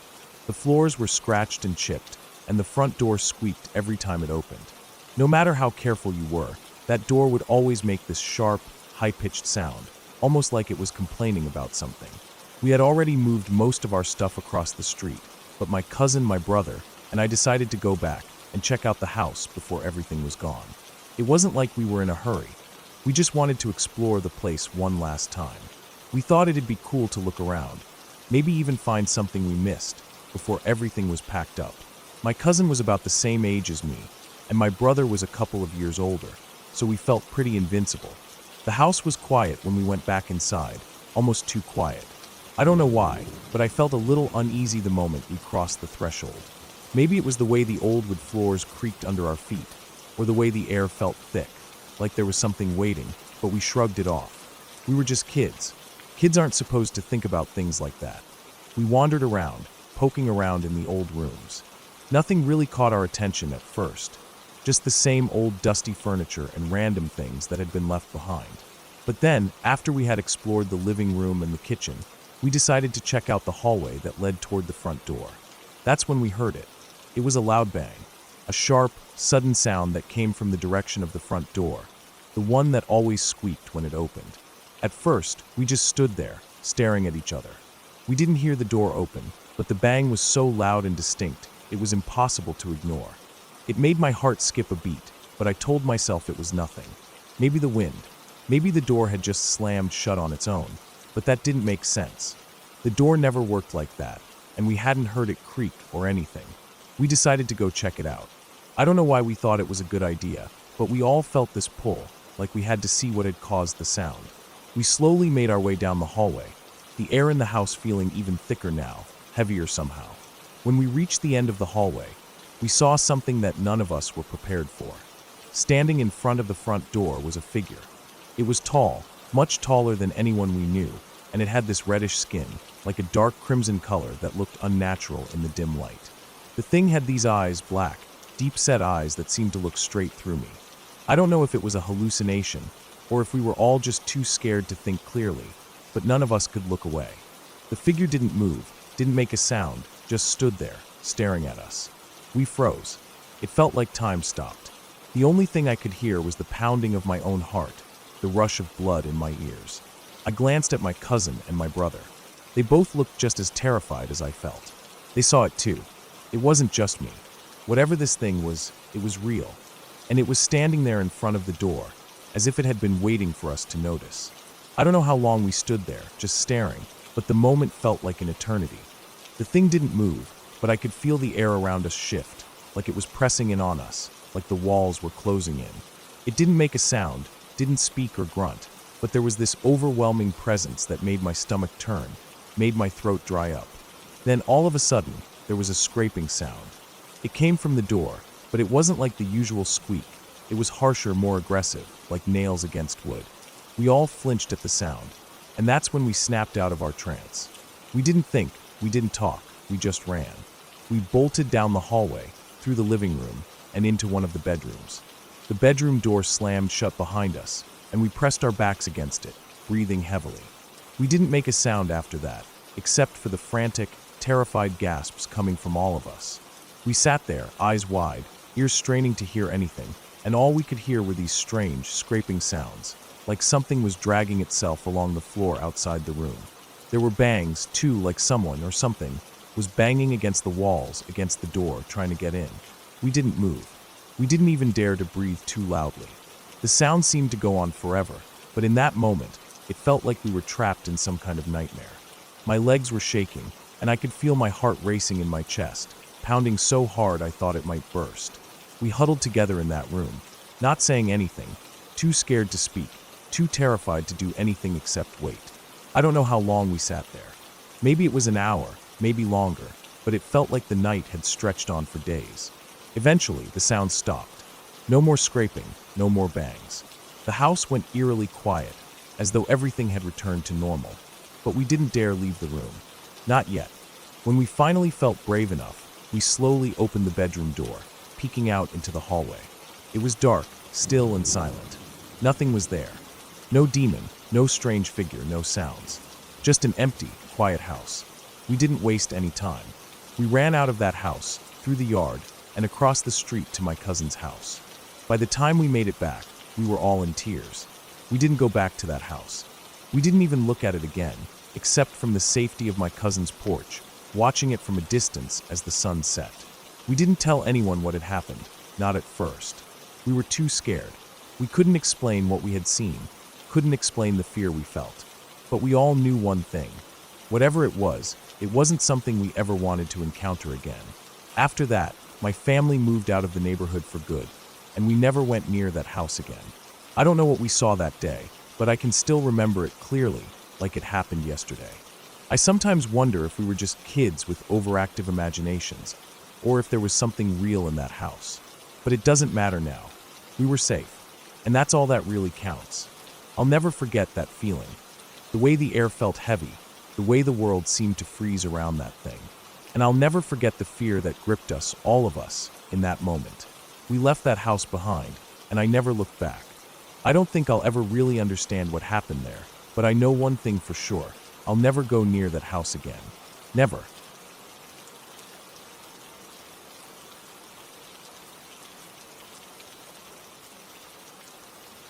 It was just another ordinary morning on a school day when I was 16. My parents had their usual routine. My mom was always the first one to leave. She worked early at a law firm downtown. My dad, a mechanic, would wake me up a little before he left for work. He was the type to get up and go without much fuss. I was a heavy sleeper, but I never missed the sound of his boots on the stairs as he trudged down the hallway and out the door. After that, it was just me. I'd usually have about an hour to get ready before heading out to school. But that morning was different. The night before, I wasn't feeling well. A little rundown, a slight headache, maybe a cold coming on. I told my parents I wasn't going to school the next day. It wasn't uncommon for me to stay home when I wasn't feeling great, and they always seemed to accept that. So, I went to bed early, hoping I'd feel better in the morning. That next day, I woke up a little disoriented, as I always did. It was still dark outside, so I figured it must have been close to the time my dad left for work. I turned over and dozed off again, the sound of the house around me fading into the background. It wasn't long after I fell back asleep that I woke up again. This time, though, it wasn't from the usual groggy morning haze. It was noise, thumping sounds, the kind that travel through walls. They were loud enough to pull me from my sleep, but not so loud that they made me panic. The noises seemed to come from the front of the house, near the living room. I assumed my dad had forgotten something and had come back. He was always running back to grab something he forgot, a lunch, his keys, a jacket. But the thumping didn't stop. It kept going, repetitive and loud, thump, thump, thump. I wasn't awake enough to think much of it. I rolled over, thinking that he'd be leaving again soon, and drifted back to sleep. When I finally woke up again, it was late. I could tell because the light from outside was streaming in through the blinds of my bedroom window, which had a perfect view of the front yard. My head was pounding a little, a constant reminder of my sore throat and the fever that I'd been battling the night before. Still, I felt like I should get up. I needed to stretch my legs, even if just for a minute. The house was eerily quiet. At first, I didn't think much of it. Maybe my parents had already left for work, or maybe they were in the back rooms. But the stillness felt wrong somehow. I got out of bed slowly, pulling on some sweatpants and a t-shirt as I shuffled toward the living room. It was a mess. The first thing I noticed was that the drawers in the living room had all been pulled open. Kitchen drawers, the ones in the hallway cabinet. They were all hanging out of their slots, some even pulled off their tracks. Papers, silverware, and random bits of junk were scattered across the floor. It took me a few moments to process it all. At first, I thought maybe I had left the house in a rush the day before, or maybe my parents were just disorganized. But as I walked further into the room, it became clearer. The house had been ransacked. The realization hit me like a cold wave. I froze in place, my stomach churning as I processed the scattered mess around me. The first thought I had was that my dad must have forgotten something after all, and that was the reason for the noise I had heard earlier. But then the pieces of the puzzle started to fall into place. My dad wouldn't have done this. He never would have. I stood there for a moment, trying to shake the confusion. The house was still silent, but my heart was hammering in my chest. I turned around, my eyes scanning the mess. There were more things that didn't make sense. The windows were still intact, except for one. The porch window had been shattered. Whoever had been in the house didn't just break in. They were looking for something. The gut-wrenching reality of the situation hit me. I was alone. My parents weren't home. I was the only one here. I quickly checked the house from top to bottom, but nothing seemed out of place except for the mess in the living room and the broken window. I listened for any sounds, footsteps, creaking floorboards, but the house was as quiet as ever. My pulse raced, my ears straining to catch even the faintest noise. I didn't hear anything. The sick feeling in my stomach grew worse as I took a few cautious steps toward the front door. I wasn't sure if I should go outside or call someone. The house felt wrong, too quiet, too empty. But I couldn't shake the feeling that I wasn't alone. I had been hearing noises all morning, after all. I grabbed my phone, my hands shaking as I dialed my neighbor's number. Mrs. Hall lived 2 houses down, and we'd been friends for years. Her husband was retired, and she was always home during the day. I figured I could go to her house and call the police from there. "Mrs. Hall, can you come over?" I asked. "I think there's been a break-in." She didn't even hesitate. "I'll be right there, honey. Stay inside and lock the door." I hung up the phone and made my way to the front door, making sure to double-check the locks before stepping back into the living room. I felt a chill crawl down my spine. I needed to get out of here. It was just a feeling I couldn't shake. Mrs. Hall arrived shortly, her car pulling into the driveway just as I was pacing by the front door. I ran out to meet her, barely able to keep my voice from shaking as I explained what I had found. She seemed calm, though. She took one look at the house and immediately told me to go back inside while she called the police. Within minutes, the authorities were there. They dusted for fingerprints, took pictures of the broken window, and went over the mess with a fine-toothed comb. When I told them about the thumping noises, they seemed skeptical, but nodded anyway. They asked if I had any idea who could have done this, but I was just as confused as they were. Nothing seemed to make sense. It didn't feel like the typical break-in where things were smashed up or stolen in a hurry. This was meticulous, too careful. The worst part came when the police examined the cash. Whoever had broken in hadn't just grabbed whatever they could find. No, they had taken their time. They had found the jar of coins my parents had kept on the counter, the one where they tossed their loose change. The thief had dumped it all out, pennies, quarters, dimes, nickels, scattering them on the floor. But that wasn't the worst part. The thief had actually sorted through the coins, picking out the pennies and leaving them in piles.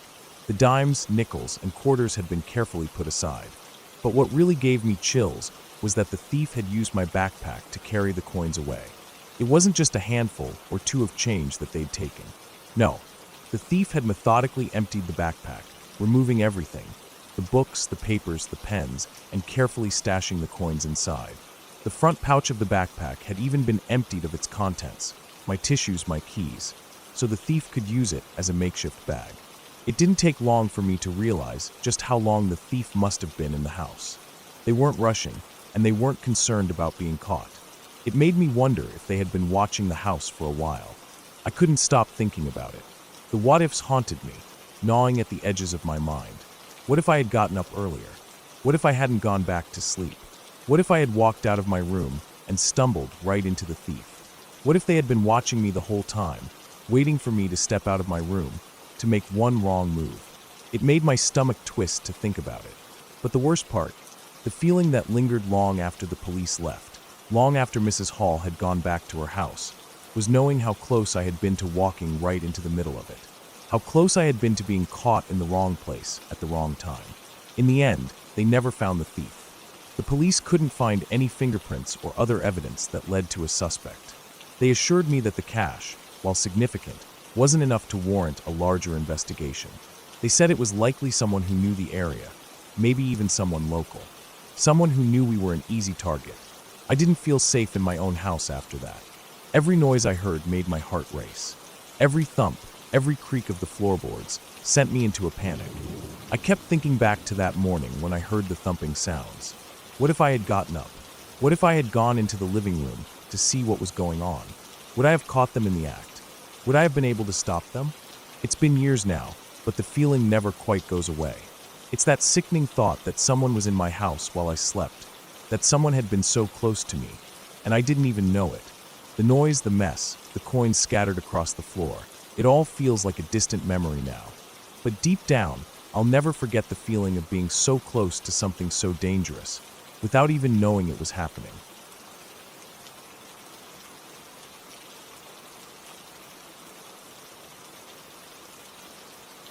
When I was a kid, I used to think I had a guardian angel.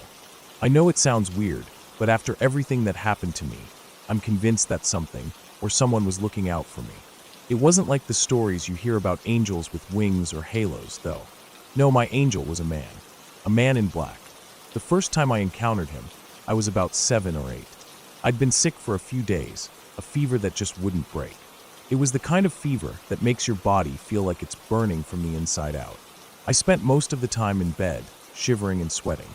My parents thought it was just another virus, but I knew something was off. One night, in the midst of my fever-induced delirium, I passed out. I didn't know what was real anymore. Everything around me felt like it was melting, like I was drifting between worlds. That's when he appeared. I woke up, or I thought I did. I was lying in my bed, but I couldn't move. My body was frozen, like I was trapped inside my own skin. There, at the foot of my bed, was a man. He was tall, dressed all in black from head to toe. His features were blurry, like a shadow that you can't quite make out, but his presence was so solid, so undeniable. He didn't speak. He didn't do anything except stand there, looking down at me with his cold, unreadable gaze. I don't know why, but I wasn't afraid. Maybe it was because I couldn't move to feel fear. But what really scared me wasn't his appearance. It was the feeling that came with him, something heavy, suffocating. He drained the energy out of me. Not physically, but emotionally. It was as though he was feeding off my fear, my pain, my confusion. I couldn't feel anything for days after that. I was like a zombie, moving through life, but not really living. It felt like I wasn't even in control of myself. That happened again, and again. Each time I would fall ill or pass out, he'd show up. It was as if he was waiting for me, lurking in the edges of my consciousness. And each time, he took something from me. I started to feel different afterward, like I wasn't the same person anymore. My thoughts, my personality, it all seemed to shift, just slightly, but enough to make me feel disconnected from who I was. I began to wonder if I was even the same kid who went to bed the night before. One of the worst times was at school. I was playing in the yard during recess when it hit me again. The dizziness, the weakness, the sudden drop in energy. I didn't have time to even sit down before my vision blurred, and the world around me spun out of control. The next thing I knew, I was on the ground, my face in the dirt. When I came to, the bell had already rung, and everyone had gone back inside. I was alone, but there he was, the man in black, standing at the edge of the yard, watching me. I couldn't explain how, but I knew he was the reason I had passed out. It was like he had followed me, tracked me down like a shadow that never leaves. I didn't feel the drain this time, not immediately. But something inside me changed, and I couldn't shake the feeling that I was different now. A bit more hollow, like a shell with no insides. And that's when the memories started. False memories, I guess you could call them. I would get glimpses of things, tiny, insignificant moments, that felt so real, so vivid, and yet they didn't happen. Not yet, at least. I would remember certain things, like walking into a room, sitting at a table, having a conversation with someone. But when it actually happened, I would get this overwhelming sense of déjà vu. like I had seen it all before. These memories were never quite right, though. They were off, distorted, but they were perfect representations of what happened later in my life. And they never made sense until they did. I don't know how to explain it. It was like the man in black was showing me these things, planting them in my mind before they actually occurred. They weren't dreams, not exactly. They were memories, but memories of things that hadn't happened yet. There was one time I saw something that shook me to my core. I don't know what it was or where it came from, but I know it was him. I was alone in my room, lying on my bed, when suddenly everything around me went black. Not like nightfall, but like the whole world was swallowed up by an empty void. The darkness was thick, heavy, suffocating. I felt like I was falling, but there was no end to it. No ground beneath me, no air to breathe. Just emptiness. And in that nothingness, I saw him. The man in black, standing in the middle of this infinite void. I don't remember what he did or said, but I remember the feeling. It wasn't fear exactly. It was something worse, something that made my chest tighten, my throat close up. I felt so small, so insignificant, like I didn't even matter. The emptiness was overwhelming, and I wanted to scream, but no sound came out. That void, it stayed with me. For days, it lingered in the back of my mind, threatening to swallow me whole. But what scared me the most wasn't that. It was the whispers. Sometimes, when I was alone, I would hear them. Low, barely audible whispers coming from nowhere. It was like they were right next to me, in my ear, but when I looked around, there was no one there. And it wasn't just when I was alone. Even in crowded places, at school, in the mall, on the bus, I would hear them. The whispers, faint but distinct. They would say my name, or maybe not my name, but something else. I couldn't make out the words, but I could feel them. They were always there, always following me. And sometimes I would see him too, or at least his outline. A dark shape in the corner of my eye, standing just out of sight, waiting. I could never get a good look at him, but I always knew it was him, the man in black. There was one night, though, that I'll never forget. I had a dream. No, it wasn't a dream, it was a nightmare. It felt so real.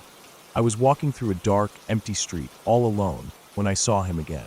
This time, he was standing in front of me, and I could see him clearly. The man in black, his features sharp and cold. He didn't move, but I felt something in the air change. I felt threatened, like something bad was about to happen. I tried to run, but my legs wouldn't move. It was like he was controlling me, holding me in place. Then he reached out, and everything went black. When I woke up, I was in my bed. My heart was pounding, my body drenched in sweat. But it didn't feel like a normal nightmare. It felt like I had died. It felt like he had taken me, killed me, and brought me back. I didn't know what to make of any of it. The man in black, the whispers, the void, the false memories. It all blended together in a fog, a blur that I couldn't shake. But one thing was clear. He was always there, always watching, always waiting.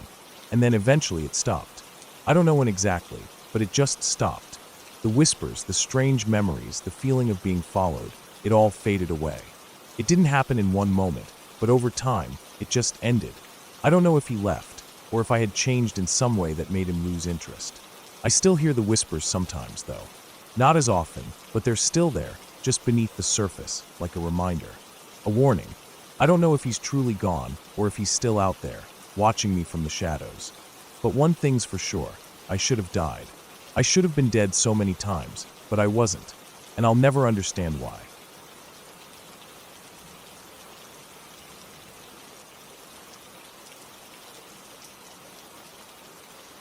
I used to see things. I don't know what to call them, but they weren't just dreams or things I imagined. They were real. At least, they seemed real to me. When I was a kid, I saw them almost every night. Figures standing in the corner of my room, watching me, or floating by in the hallway. Their shapes barely noticeable in the darkness, but their presence undeniable.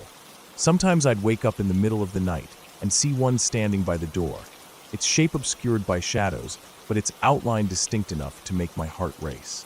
Other times, it was a shape that seemed to float above me, like it was suspended in midair, and no matter how hard I tried to look away, it felt like my eyes were locked on it, like something was forcing me to look. As I got older, it didn't happen as much. I started to tell myself it was just sleep paralysis. People said it was just a trick of the mind, that your brain was half asleep and it made you see things. But even when I was awake, standing up and moving around, I still saw them. Not often, but sometimes. They'd come into my vision, just enough to make me question what I saw, just enough to make me feel like something wasn't right. They weren't just shadows, but real, solid figures. The kind of figures that you couldn't just shake off. It was strange, but I got used to it. I didn't talk about it much. Who would believe me?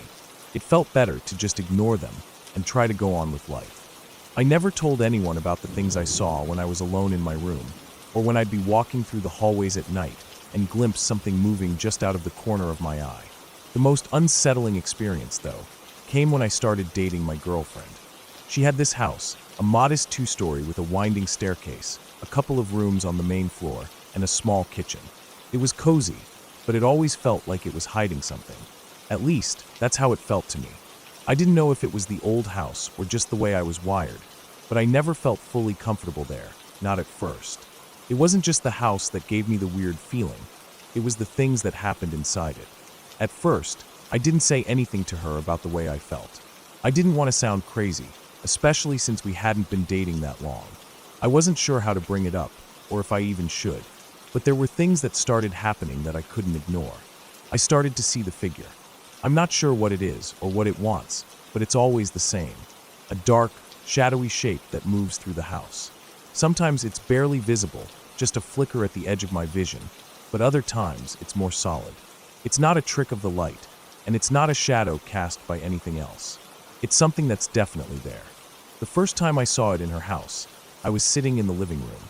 The dog was curled up at my feet, and I was just looking through my phone when I caught movement out of the corner of my eye. I turned my head and saw it, just a shadow moving down the stairs. It didn't look like a person, not really.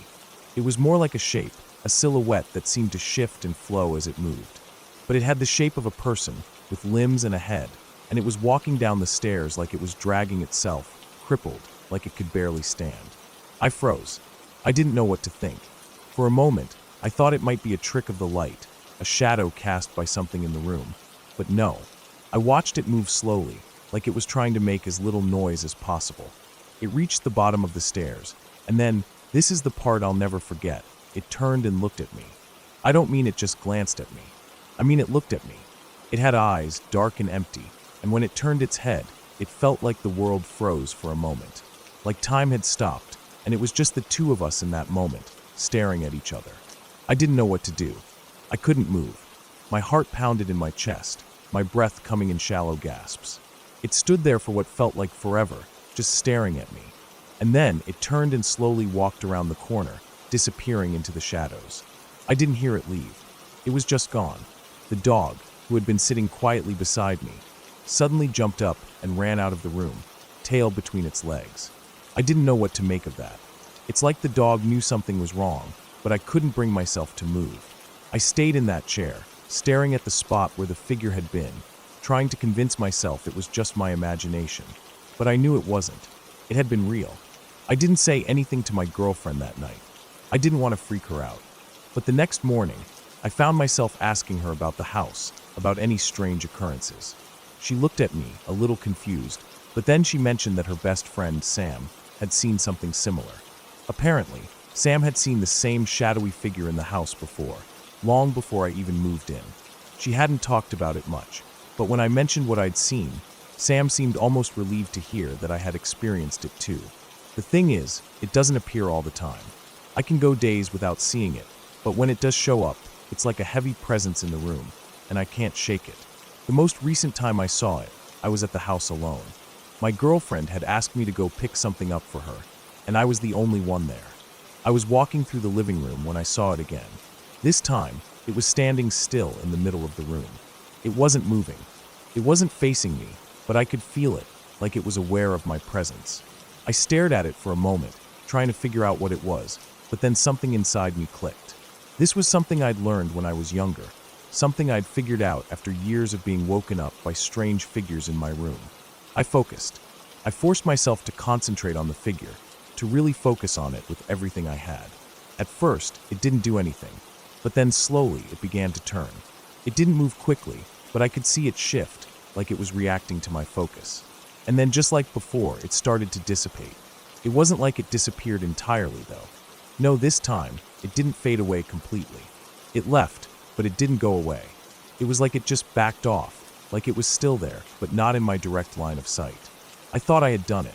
I thought I had gotten rid of it, just like I had when I was younger. But the next time I went to the house, it was there again. Not in front of me, but behind me. It was like it was following me, standing just out of view. I could feel it there, like it was watching me, breathing down my neck. I couldn't see it clearly, and no matter how hard I tried to focus on it, it was always just out of my sight. It's been like that ever since.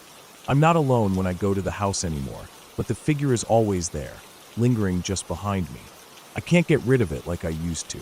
No matter how hard I try, it's always there. And it's not just me who's seen it now. Sam saw it with me one night. We were both sitting in the living room, and suddenly, we both saw it at the same time. I don't know how to explain it, but we both turned and saw it standing in the same spot, just like it had been before. It wasn't facing us, but we both knew it was there. We both felt it. That was the night I finally admitted to myself that it wasn't just me. It wasn't something I could ignore anymore. I wish I could say I've gotten used to it, but I haven't. Every time I go to the house, I can feel it. I can't shake the feeling that it's there, watching me. And the worst part is that I can't get rid of it. I don't know if it's a ghost, or some kind of energy, or something else entirely. All I know is that I can't escape it. And I hate being there alone. I've tried to tell my girlfriend how it makes me feel, but she doesn't understand. She thinks I'm just uncomfortable in the house, but it's not just that. It's the feeling of being watched, of something breathing down my neck. And every time I try to explain it, it just sounds ridiculous. But it's real. It's real, and it's not going away.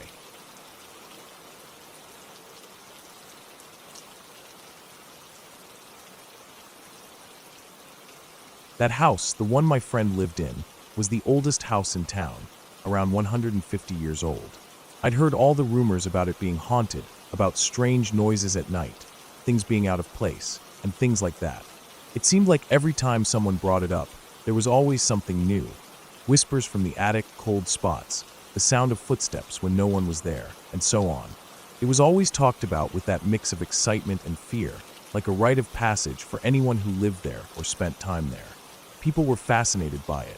My friend's younger sister, Jenny, took full advantage of the house's reputation. She would invite her soccer teammates over for sleepovers in that house, and they'd act like it was some sort of thrill to be in the haunted house, trying to dare each other to go into dark corners or spend time alone in the rooms everyone whispered about. But the most interesting part of the house wasn't the rumors or the mysterious history. It was the bathroom door. It was always getting stuck. The first floor bathroom door, which was used the most during these sleepovers, had this strange habit of jamming. It didn't happen all the time, but enough to make it a frequent joke among the girls. At least once during every sleepover, someone would end up locked inside the bathroom, screaming for help, banging on the door until someone on the outside could get it open. The door would always pop open with a little extra force, like it had just gotten caught on something inside the frame. Every time, the girls would laugh it off, even though it was clear that getting locked in there was a bit terrifying. But once the door was open, everyone would go back to whatever game they were playing, none the wiser to the fact that there was something a bit unsettling about that door. It was always a loud, frantic scene when someone got stuck in there, and the banging and yelling were a regular occurrence during the sleepovers. I don't think anyone really thought too much about it until that night. Jenny had invited her friends over again.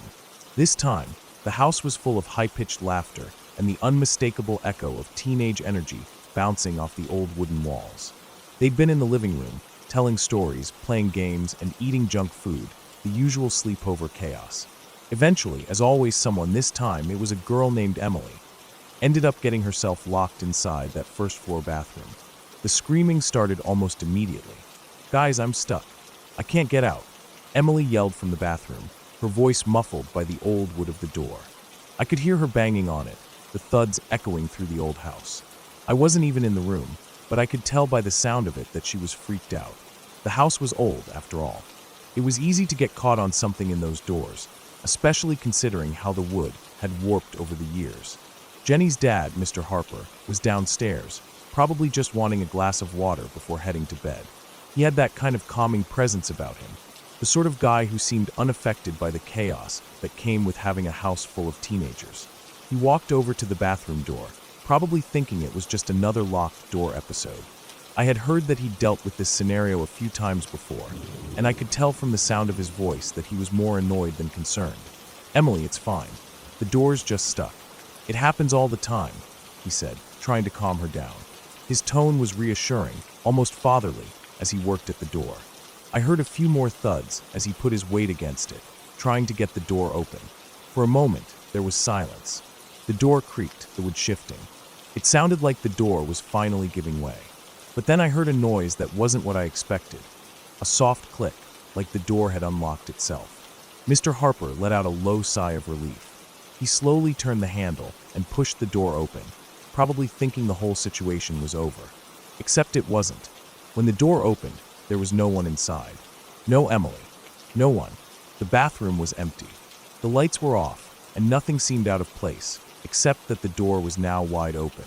Mr. Harper stood there for a few seconds, his brow furrowing in confusion. He called out to the girls in the living room. "Hey, Emily isn't in the bathroom. Did she leave or something?" There was a pause before Jenny's voice echoed from the other side of the house. "What? She's not there? She was just screaming like a second ago." Mr. Harper's voice got quieter.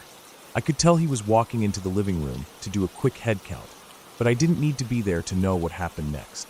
Jenny's friends were all there, in their sleeping bags, just like they'd been a few minutes earlier, none of them seeming to have moved. They were all accounted for, every single one of them, but Emily wasn't there. That's when I started feeling weird about the whole thing. At first, I thought it was just some mistake, like maybe Emily had gone out into the hall and gotten distracted by something. But then, the more I thought about it, the more something didn't sit right. The way she'd screamed, the way she had banged on the door. It wasn't like someone was just locked in there for a few minutes.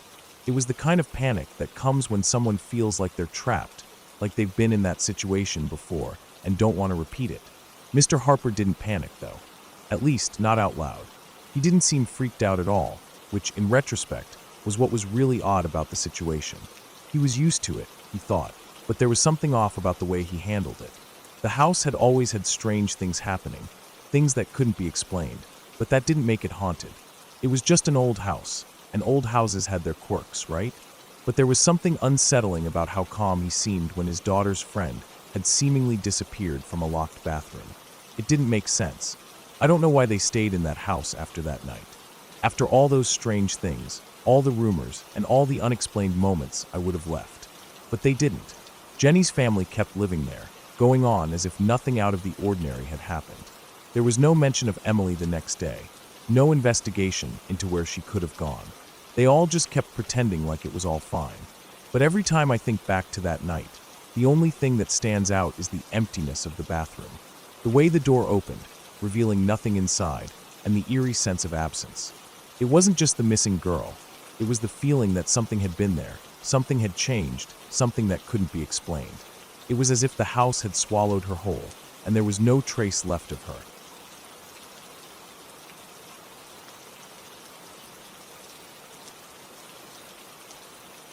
It was about 3 months after I moved in with him, and I was still adjusting to his house.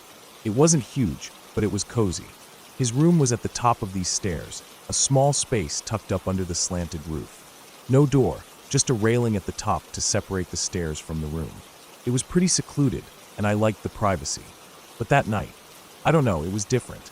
I'd woken up at 3 a.m., the room a little too quiet for my liking. My eyes were barely open, the kind of tired where you're half awake, half asleep. My boyfriend was still next to me, breathing softly, his arm wrapped around me like he always did when he slept. At first, I didn't think anything of it.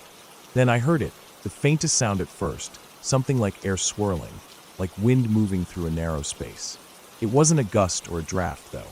It was more unnatural, like something was pushing the air in a weird, rhythmic pattern. My brain immediately snapped to attention, alerting me to the fact that something was off. I stayed still, just listening. It wasn't a gust of wind. It wasn't normal. I could feel it, even if I couldn't pinpoint why. And the closer it got, the more I could feel a sense of dread sinking in.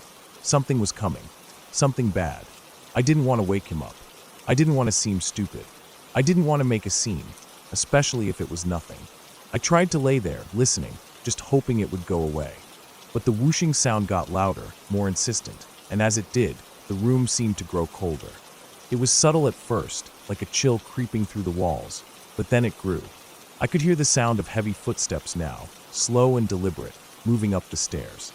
It was like they were coming directly toward me. I froze. The sense of something wrong was getting more suffocating. I could feel my heart beating harder, my body tensing, but I was still too scared to make a sound, to do anything. I kept trying to tell myself it was just my imagination, just some bad dream, but my body knew better. It was real. The next thing I knew, I saw it, a massive shadow turning the corner of the stairs. It was huge, almost too big to be real. I couldn't make out its shape exactly, but I could feel its presence, heavy, looming, and dark. My first instinct was to jump up, to scream, to do something. I tried to move, but nothing happened. I tried to scream, but nothing came out. My mouth opened, but there was no sound. I couldn't move a single muscle. My body was frozen, my limbs completely locked in place, and all I could do was watch as this thing slowly crept closer to me. I tried to scream again, but there was nothing. Not a whisper, not a sound. I felt like I was suffocating, the weight of it pressing down on me, making it harder to breathe. It moved so slowly. It was right there, standing above me now. I could feel it, just hovering over me, but I couldn't do anything. It was the worst feeling I've ever had, being unable to do anything while something so terrifying was right there, so close, and I couldn't even scream for help. I tried to wake up my boyfriend, shaking him, but nothing worked. No matter how hard I tried to move or make a sound, I couldn't. The thing was right there, inches from me, and all I could do was lie there, trapped, unable to scream, unable to move. I could feel my mind racing, thoughts spiraling, panic swelling inside me, but nothing helped. I tried again. I tried with everything I had to yell, to push it away, to do something, anything to break free. And just as it seemed like I was about to lose my mind completely, my body finally reacted. I could move. I could finally scream. I shot up, gasping for air, yelling, "What the F-U-C-K?" But the room was empty. There was nothing there. I was shaking now, my heart still pounding, sweat soaking through the sheets. My boyfriend was wide awake, his eyes wide and confused, looking at me like he didn't know what had just happened. "What's wrong?" he asked groggily. I couldn't even form words. I could barely breathe, trying to process what had just happened. I don't know," I stammered, feeling disoriented. I think I had a night terror. I wasn't even sure what to say, what to do. My hands were still trembling, and I felt like I was on the edge of losing it completely. I had never felt anything like that before. It was like being awake and asleep at the same time, trapped in some nightmare I couldn't escape. The rest of the night was a blur. I didn't fall back asleep for what felt like hours, and when I finally did, it was only to wake up and question if any of it had actually happened. It felt so real. It felt like something had been there. Something not good. I kept telling myself it was just a nightmare, but there was that gnawing feeling in the pit of my stomach that wouldn't go away. The next day, I didn't mention it to anyone. I didn't want to sound crazy. I didn't want to deal with the looks or the questions. But the unease didn't go away. The feeling that something was there, watching, waiting, didn't fade. Every time I walked past the stairs, I couldn't help but glance up toward the top, half expecting to see something move in the corner of my eye. That whole week sucked. I was so jumpy, so on edge, I could barely focus on anything. I didn't want to go to sleep at night. I didn't want to be in the room by myself. It was like my mind couldn't shake the feeling that it wasn't over. That thing, whatever it was still out there, still lurking in the shadows, waiting to come back. I tried to chalk it up to sleep paralysis. I'd heard about it before, but I didn't really know much about it. It made sense in some way. The inability to move, the sense of something being there, the overwhelming dread. But that didn't make it feel any less real. It didn't make me feel any safer. After that, I started doing some research on sleep paralysis, trying to understand it more, to make sense of what had happened. It wasn't comforting. It just made it worse. The more I read, the more I realized that a lot of people have had similar experiences. Waking up, unable to move, feeling like something is there with them, something watching them. Some people even reported seeing figures, shadowy, dark figures like I had. I wasn't the only one who had gone through it, but it didn't change how real it felt to me. Things slowly started to go back to normal, but I couldn't forget that night. I couldn't shake the feeling that something had been there with me, something that wasn't supposed to be. Even after everything settled, I still couldn't get rid of that sense of unease. I don't know if it was just my brain playing tricks on me, or if it was something more, but I'll never forget that night. I didn't want to be the person who just brushes off what happened as a bad dream, but part of me felt like I had to. It was easier that way. But deep down, I knew something had changed. I knew I wasn't just imagining things. It wasn't just a nightmare. It was real, and that fact stuck with me, even as time went on. A part of me will always wonder if it was something my mind made up, or if it was really something more, something lurking in the dark corners of that house. All I know for sure is that I don't ever want to feel that powerless again.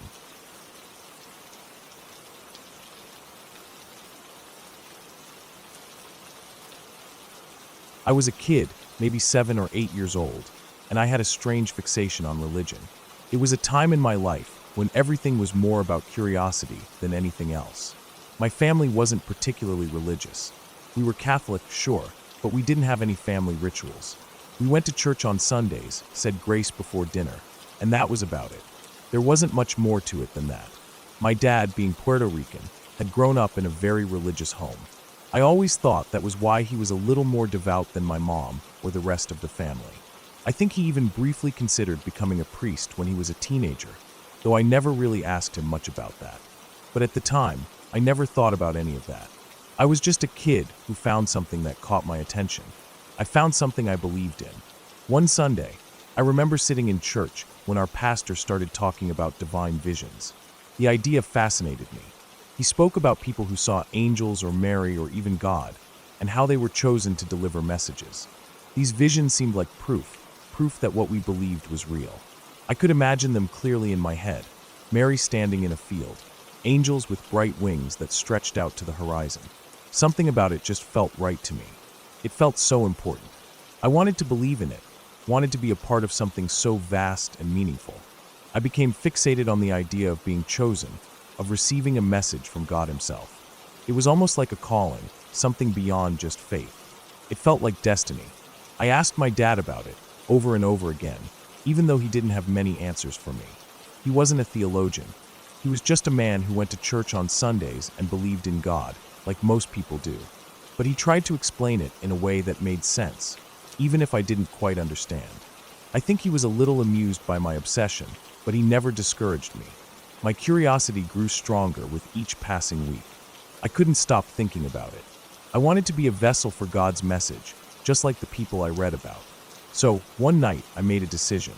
I prayed, but it wasn't just the usual prayer. This was different.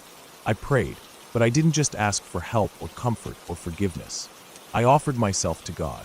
I said, if you need me, I'm ready. I want to be your vessel. I want to carry your message. I don't know why I felt so strongly about it. I was 7 years old, but it felt like the right thing to do. I just knew it in my gut. That night, I went to bed with the idea that something extraordinary might happen. Maybe I would wake up with the answer to life, some divine knowledge passed through my hands. I went to sleep full of hope and expectation, even though I didn't fully understand what that meant. And then came the dreams. At first, they weren't anything special. Just regular, run-of-the-mill dreams, strange but nothing more. But then one night, everything changed.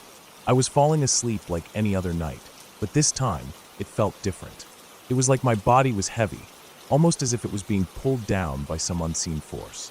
I couldn't move, couldn't speak, and yet, I was still conscious, lying there in the dark of my room, trapped in some sort of haze. The air was thick, and the world around me seemed to distort, as though the reality around me was bending and warping. It was then that I saw it. The fog rolled in, slow and thick, covering everything like a blanket. It was white, but it felt more like an absence of light, as though the world was being erased. I could feel it pressing in on me, but I didn't dare move. And then, as the fog cleared, I saw it. An angel, but not a normal angel. It wasn't real in the sense of being alive, breathing, moving. It was like an image burned into the surface of something. It looked almost like it was carved from tin, with sharp edges and soft curves, the light catching in strange ways that made it look almost three-dimensional. It was glowing faintly, a soft, shimmering light that seemed to pulse with the rhythm of my heartbeat. The angel was calm, but there was something unsettling about it. It wasn't exactly terrifying, but it was intimidating, like it was too perfect, too serene for me to fully comprehend. And then, I heard the voice. It wasn't loud, but it was clear, cutting through the fog like a sharp blade. The The voice was soft, almost soothing in its cadence, but at the same time, it felt wrong, like an automated operator on the other end of a phone line. It was a woman's voice, but not a human woman's voice. There was something mechanical in it. It spoke slowly, deliberately, as though each word was being carefully measured and weighed. Camo 305, the voice said, using my name. It is very important that you listen very carefully to what I am about to tell you. This is a message from God, and He needs you to remember it very carefully. My heart raced, my breathing shallow and quick. I could feel my skin prickling with fear. My eyes were locked onto the image of the angel, but I couldn't tear my gaze away. I wanted to close my eyes, but I couldn't. I was frozen, and then I felt it. A wave of cold fear washed over me, a feeling of utter helplessness. I began to shake, my hands trembling at my sides, and I could feel tears welling up in my eyes. I tried to scream, to yell at the voice, to make it stop, but nothing came out. The words kept coming, slow and steady, like the ticking of a clock. No, not me, please, I whispered through chattering teeth, but the voice didn't stop. It just kept speaking, more words that I couldn't understand. It felt like it was coming from all around me, like it was inside my head, burrowing deeper and deeper, making it impossible to escape. Not me, please, I begged louder, over and over again, but it didn't make any difference. The voice didn't stop, and the angel didn't move. I cried harder, my heart pounding in my chest, a deep, paralyzing terror growing inside me. And then, just as suddenly as it had appeared, the vision faded. The angel's image blurred, and the voice went silent. The fog returned, swirling and thickening around me, and I was left alone, gasping for breath, the weight of fear pressing down on my chest. I woke up, my body drenched in sweat, my heart racing. I was still in my room, lying in my bed, but everything felt wrong. I wasn't sure what had just happened. Had it been a dream? Or had it been something else? The fear still gripped me, and I felt the need to get up, to run, to escape the overwhelming sense of dread that had filled my entire being. I couldn't fall back to sleep. I lay there for hours, staring at the ceiling, terrified to close my eyes again, afraid that the dream would return. But it did. A few nights later, it came back, just as vivid, just as terrifying. The angel, the voice, the message I wasn't supposed to hear. I started to dread going to sleep. I stayed up late, night after night, terrified of what would happen if I closed my eyes. My mom noticed my anxiety. I had always been a good sleeper, the type of kid who could fall asleep the second my head hit the pillow. But now, I was lying awake, my mind racing, my heart pounding. I couldn't explain it to her. I couldn't tell her about the angel, or the voice, or the message that wasn't meant for me. She wouldn't understand. So, I just kept it to myself. One night, after another long, restless evening, my mom came in to tuck me in. I was crying, clutching my blanket, and she sat next to me, her face full of concern. "Why are you crying?" she asked, her voice gentle. "You've been staying up so late. What's wrong?" "I'm afraid," I whispered, my voice trembling. "I'm afraid to sleep." "Why?" she asked again, brushing the hair from my face. "I don't want to have that dream again," I told her. The one with the angel, the voice, the message. My mom's face turned pale, and she didn't know what to say. "It was just a dream," she said softly, trying to comfort me. "You're imagining it. There's nothing to be afraid of. God isn't trying to tell you anything." But I wasn't so sure. I had never felt fear like that before. I had never been so scared of something that wasn't real, or at least, that's what I thought. And so, the dreams eventually stopped, though it wasn't because I had stopped being afraid. I don't know why they stopped. Maybe I grew older, or maybe I stopped praying as often. Eventually, I stopped being so obsessed with religion. I never got confirmed, and as I got older, my faith slowly faded away. I became agnostic, unsure of anything, and the dreams seemed like a distant memory. But even now, sometimes, when I lie awake at night, I can still feel the weight of that fear. I remember the angel, the voice, and the message I was never supposed to hear. Maybe it was just a dream, but I still wonder sometimes if it was something more.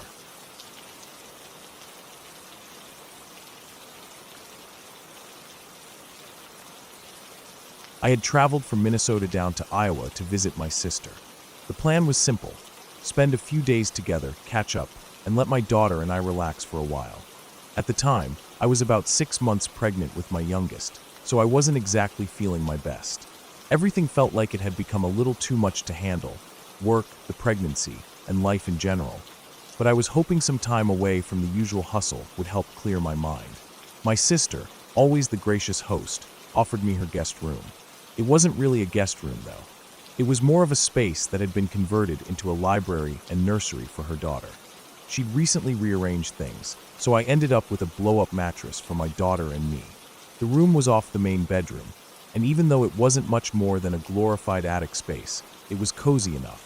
The setup worked, or at least, that's what I tried to tell myself as I looked around at the strange room. It was small and cramped. The walls had slanted ceilings, making the center of the room the highest point, but it tapered down toward the edges. The sloped walls gave the room a strange, boxed-in feeling. There was a large picture window at the far end, which opened out into the backyard. At night, the view was a little unsettling. The trees outside were so tall, and the streetlights from the road behind her house cast weird shadows across the glass. It was like the shadows moved with the wind, and that made the room feel even more eerie. Despite trying to make the best of the situation, I couldn't shake the feeling that there was something off about the place. I had always been sensitive to energy, and something in that room made me uneasy. I couldn't quite place it, but I felt as though the space didn't belong to me, like I was intruding on something that wasn't mine. Maybe it was the way the room was arranged, furniture scattered haphazardly, or the fact that the window was so large, almost like a portal into something unfamiliar. Whatever it was, it gave me the creeps. That night, after a long day of travel, we finally got into bed. My daughter, a curious 5-year-old with way too much energy for someone her size, was already asleep on the edge of the airbed. She loved these little trips, and I think the new space had her feeling extra cozy. I, on the other hand, couldn't get comfortable. My growing belly made everything feel tight, and the air mattress was far less supportive than I would have liked. But I did my best to settle in beside her. The baby inside me was kicking up a storm. It had been like that for the past few nights. Non-stop movement, like the little one was trying to make its presence known. I tried to roll over as slowly as possible, hoping to avoid waking my daughter. But the more I shifted, the more I could feel her warmth beside me. I wasn't sure how long I had been lying there, but it felt like I had finally started to doze off. I must have been in that half-sleep state when you're not really awake, but not fully asleep either. The sounds of the house were muted, distant, the kind of soft noises you hear when the house settles or the wind blows outside. The air mattress creaked occasionally, and every once in a while, I could hear the faintest rustle as my daughter shifted next to me. Then something strange happened. I felt her move.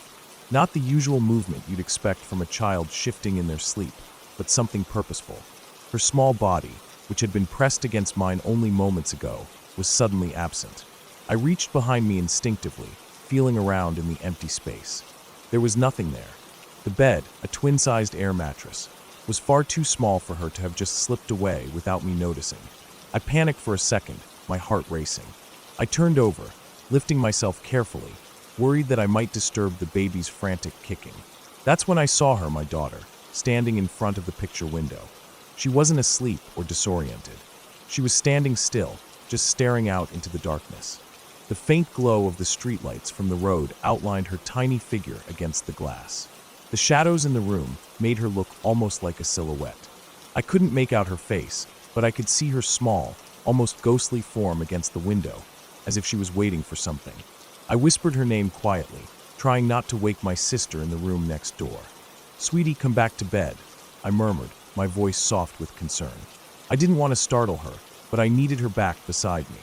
She didn't move or say anything. Then I heard it, this long, drawn-out sigh that came from her. It wasn't like her usual sighs when she's tired or frustrated. This one felt heavier, almost like she was letting go of something. And then she jumped. I'm not sure what happened next, but I vividly remember hearing the sickening sound of glass breaking, like the window had shattered under the weight of her tiny body. My heart stopped for a moment. I felt an overwhelming sense of dread wash over me, my mind racing. The image of her jumping, flying through that window, was burned into my mind like a nightmare I couldn't wake up from. For a split second, I thought she was gone. The glass breaking was so loud, so sudden, that it took me a second to process what had just happened. I bolted upright, my breath coming in shallow gasps. My mind was reeling, trying to make sense of what I had just witnessed. I didn't even think to check the window at first. I just turned back to the bed, terrified that I was going to find my daughter gone, that she had somehow managed to jump through the window. I didn't know what I was expecting to see, but what I didn't expect was to find her, still lying there, sound asleep. Everything was fine. She was just sleeping, as if nothing had happened. I didn't know whether to laugh or cry, but I felt an overwhelming sense of relief. The world seemed to come back into focus as I watched her chest rise and fall gently, her small face peaceful, her tiny hand clutching the edge of the blanket. I don't know how much time passed before I could calm myself, but it felt like hours. The tension in my body began to ease slowly, like a weight lifting off my chest. The sound of my rapid heartbeat started to slow, and I eventually lay back down, staring at the ceiling. I couldn't make sense of what I had just experienced. Was it a dream? A hallucination? I wasn't sure, but the fear I felt, the terror that gripped my heart when I thought my daughter had jumped through the window, was all too real. I didn't want to tell my sister about it. She had enough on her plate, and I didn't want to sound like I was overreacting or being overly paranoid. But every time I closed my eyes, the image of my daughter standing in front of that window and jumping through the glass replayed in my mind, each time sharper, clearer, more vivid. The next morning, everything seemed normal again. My daughter was awake and playing as usual, bouncing around the room with her usual energy. The house felt normal, too. My sister was making breakfast in the kitchen, humming to herself as she moved around. There were no signs of broken glass anywhere in the room, no indication that anything had happened. For a while, I wondered if it had all been a bad dream, a weird, vivid, terrifying pregnancy-induced nightmare. But it didn't feel like a dream. It felt real, and I couldn't shake that feeling, that cold, prickling sense that something wasn't quite right. I've had dreams during pregnancy, sure, but this one, it felt too real, too vivid. And even now, months later, when I think back to that night, I can't help but feel the same anxiety that gripped me in those moments. I still can't explain it, and I'm not sure I ever will. But I know this, I'll never look at that room the same way again. Sometimes, I wonder what would have happened if I hadn't woken up. Would I have found her out there, sprawled on the ground outside? Would she have been hurt? Or was it just the anxiety of being pregnant, letting my imagination run wild in the middle of the night? I don't know. I don't think I'll ever really know for sure. But that feeling of pure, helpless terror, the kind that stays with you long after the event is over, is something I'll never forget.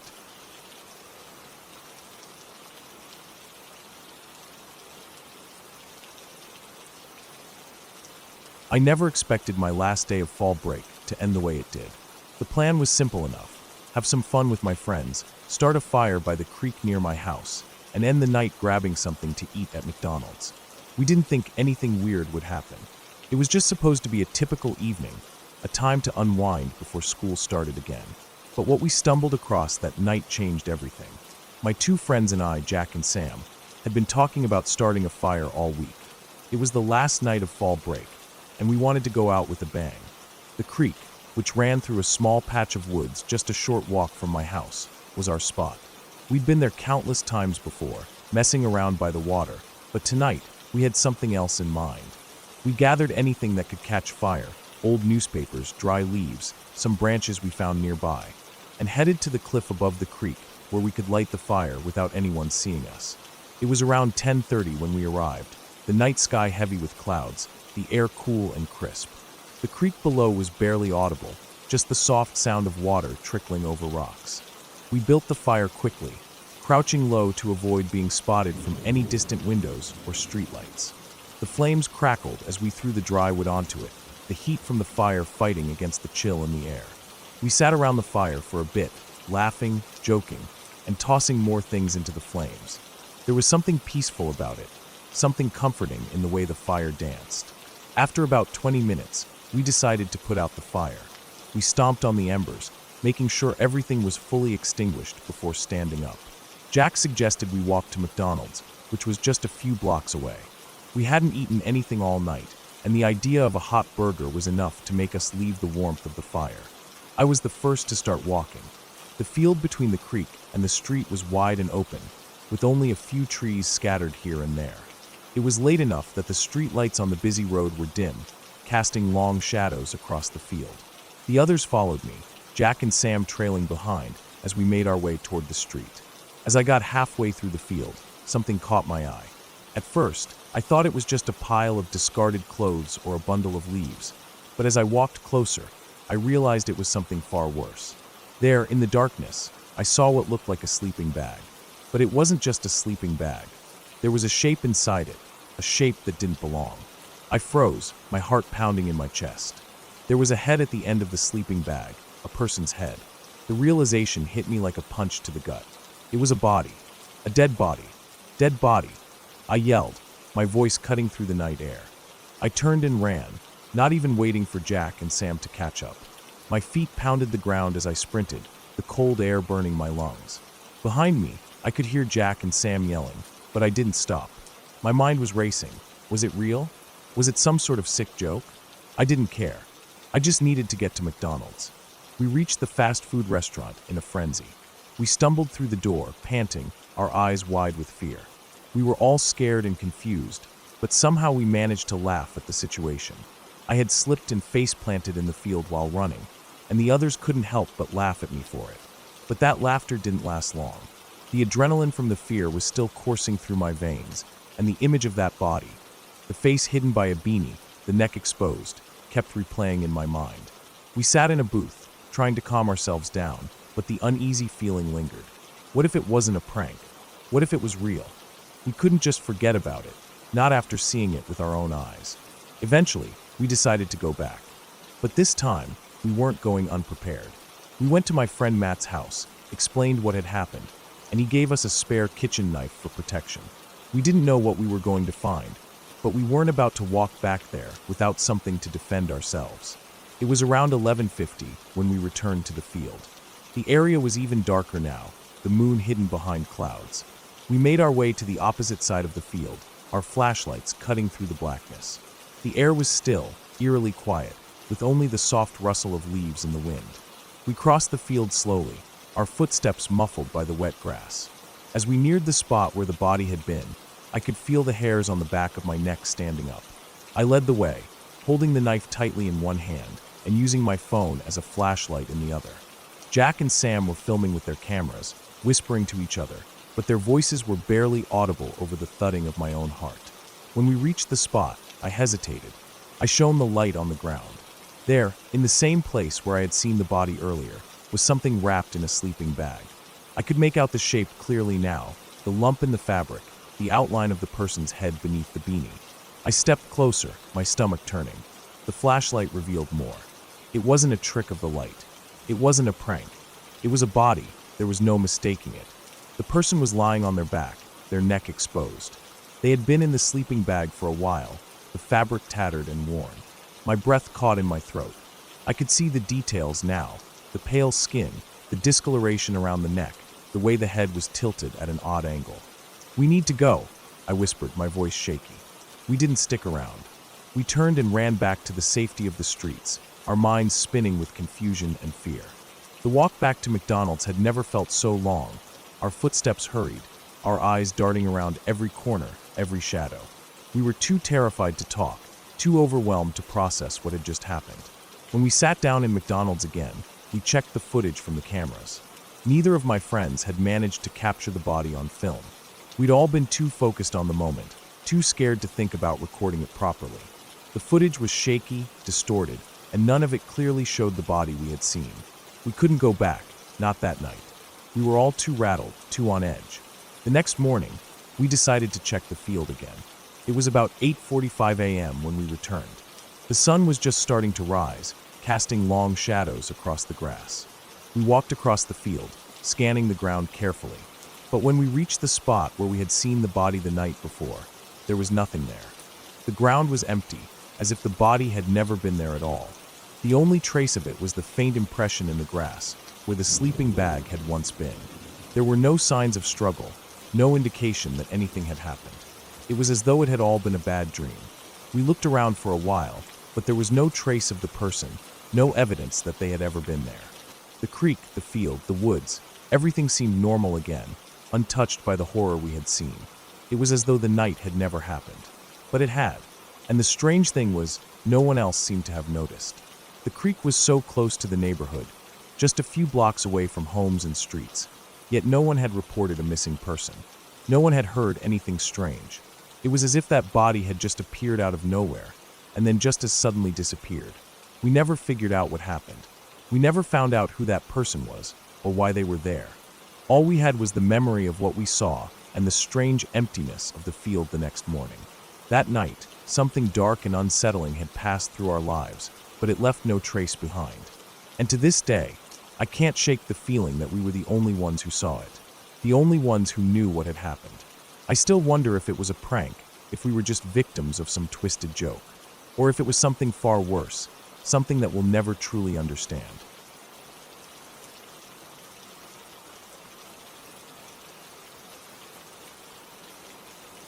It was the end of the summer before I was about to leave for college, and I remember it so clearly, almost like I'm still in that moment, even though it happened years ago. I was 17, still living at home, and my sister was back for the summer after being away at college herself. We shared a room, 2 beds set up parallel to each other, with just a small gap between them. That night, we had been talking for hours, catching up on everything from school to friends, to what life was like when we weren't living under the same roof. It felt like we had all the time in the world. Eventually, though, our conversation began to slow as we both started to get tired. We stopped talking. I don't know how long it had been since we last spoke, but it wasn't long before the house grew silent. I could hear the faint hum of the night outside, the air felt cool, and everything was still. I remember how calm it felt, almost like the weight of the evening had settled around us. My sister was facing the wall, and I was looking up at the ceiling, thinking about everything that was about to change. I was ready for college, but I wasn't ready to leave everything behind. That's when it happened. One minute I was lying there, trying to find a comfortable position to fall asleep, and the next I was somewhere else. I was lifted off my bed, rising into the air, like my body didn't belong to me. I didn't understand what was happening, but I could feel the force. I felt hands on my shoulders, pushing me down and shaking me violently.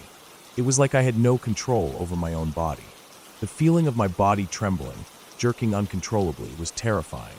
My head felt disconnected from my body, as if everything was happening without me being able to stop it. I tried to scream, to shout for my sister, but my mouth wouldn't cooperate. My tongue felt like it was made of lead, and I couldn't move it properly. The only thing I could do was make slurred sounds, like my voice was trapped in thick mud. It was as though something had taken over my entire being, forcing me to move in ways I didn't want. It wasn't just my body. It felt like my mind was being clouded, filled with panic, with confusion, with no way to make sense of it. The shaking stopped as quickly as it had started. I dropped back onto my bed like someone had just let go of a rag doll. I lay there, winded, trying to get my bearings. The room felt so heavy, the air thick with something I couldn't explain. My heart was racing, but I wasn't sure if it was from fear or from the aftershock of whatever had just happened. It wasn't the kind of thing you could shake off easily. I remember the overwhelming sensation that something had just crossed a line, something I had no explanation for. I sat up immediately.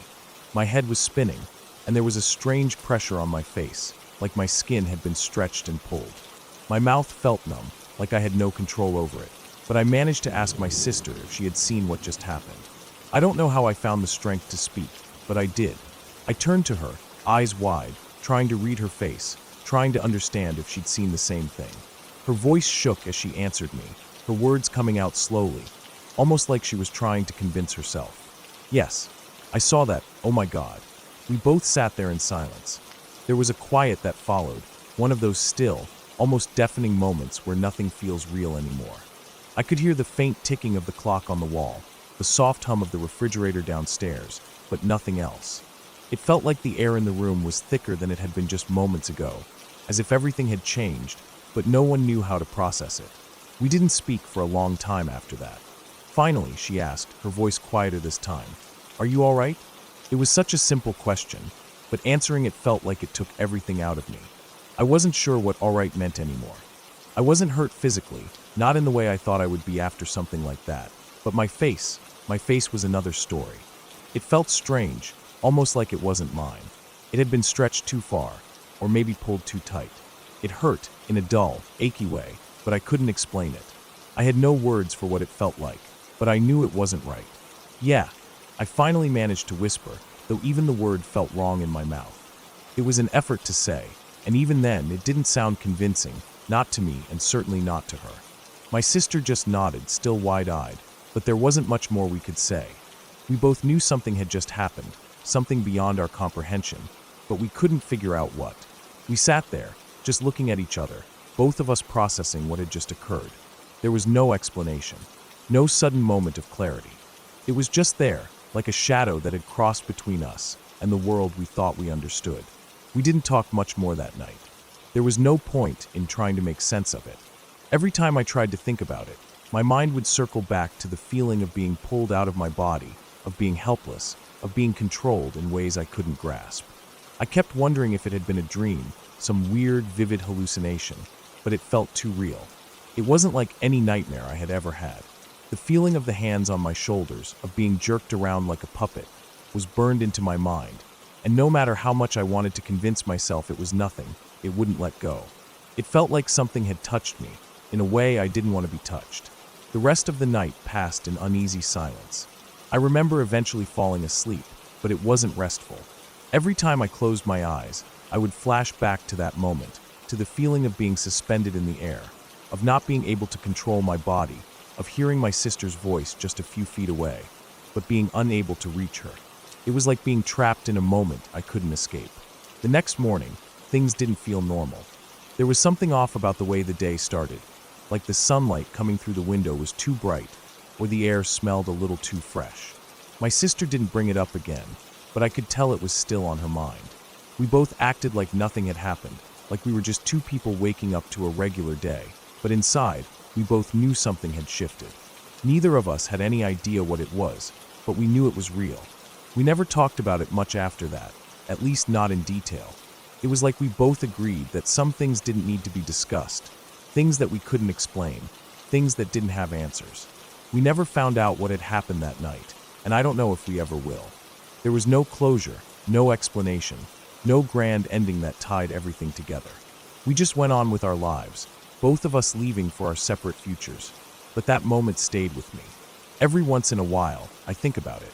Every time I look at my reflection, I touch my face, feeling that strange, pulled sensation that still lingers, though it's fainter now.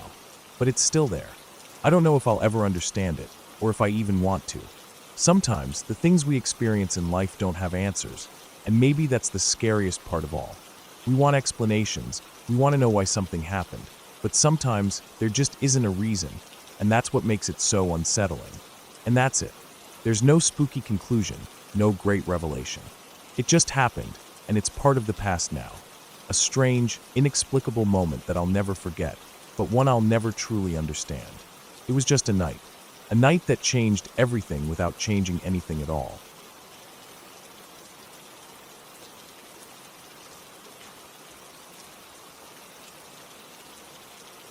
I woke up one night, feeling the strangest sensation. It wasn't just the usual waking up in the middle of the night, but something was wrong. My mind was foggy, still caught between sleep and wakefulness, but my body was suddenly hyper-aware of the weight on the bed. At first, I thought it was my cousin, who was staying over like she usually does. She and I had slept in the same bed for as long as I can remember, since there was only one bed in my room, and she always liked to crash at my place. So it wasn't out of the ordinary for me to feel her move around or hear her getting up, especially if she was going to the bathroom. But this time was different. It wasn't the soft shuffling of someone getting up. It wasn't the slight weight of a foot nudging the bed, or the soft rustle of a blanket being pulled. This time, it felt like someone was crawling on top of me. I tried to shake off the grogginess, blinking my eyes in an attempt to bring myself into the waking world fully. The pressure on my chest grew heavier, like something, or someone, was laying directly on top of me. I couldn't move, I couldn't speak, and I certainly couldn't breathe normally. My breath felt shallow, caught somewhere deep in my chest.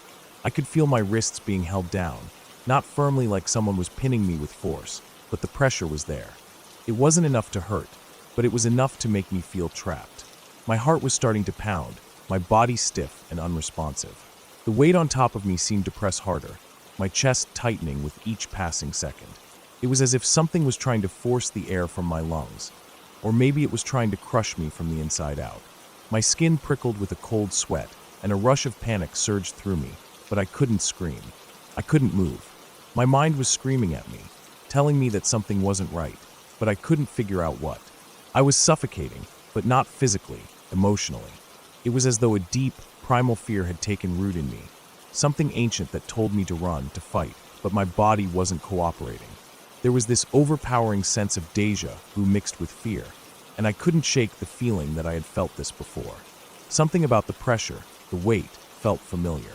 Maybe it was just sleep paralysis, a terrifying but common occurrence, but this felt different. There was something more to it. I tried to call out to my cousin, but nothing came out. I wanted to reach out and shake her, to wake her up so that I wasn't alone in this suffocating dark space.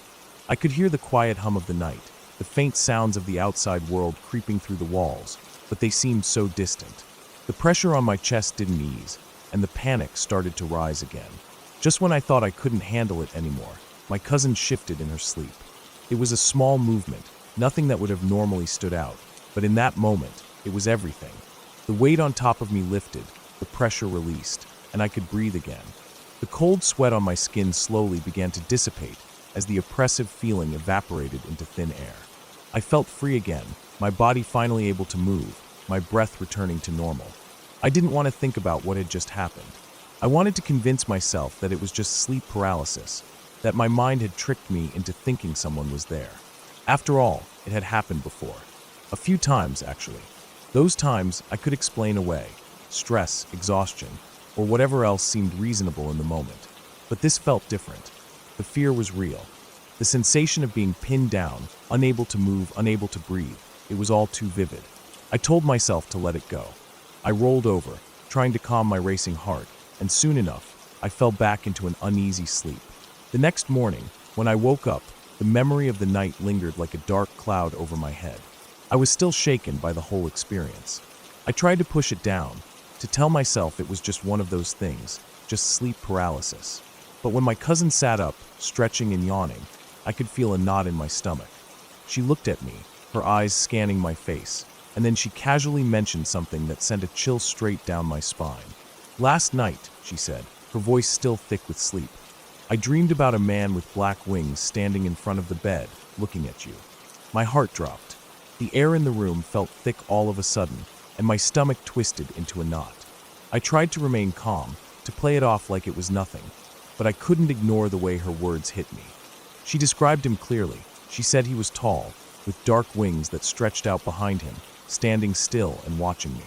The way she said it made it sound like she was still in the dream, still trying to make sense of what she had seen. And then, she mentioned something that made my blood run cold. She described the man in detail, the way his face looked, his dark eyes, and the way he had stood there, watching me. She didn't know it, but her description perfectly matched my abusive ex-boyfriend, the one who had passed away a couple of years ago. I felt a wave of nausea wash over me. My ex had been a nightmare. I couldn't escape him, not even after he was gone. I had spent years running from him, trying to forget what he had done to me, the things he had said, the way he had controlled my life and twisted my mind. And now my cousin, who had never even met him, had just described him to me in a dream. The same man, the same features, the same intensity, the same feeling of being watched. I wanted to dismiss it. I wanted to laugh it off and say it was just a coincidence, that dreams didn't mean anything, that it was all just a figment of our imagination. But deep down, I couldn't ignore the feeling that something strange had happened. The same weight on my chest, the same feeling of being trapped. Had that been him? Had he somehow found his way into my thoughts, into my dreams, even after death? The thought was unbearable, but it was also a reality I couldn't escape. Maybe it was just my mind playing tricks on me, or maybe there was something deeper at work.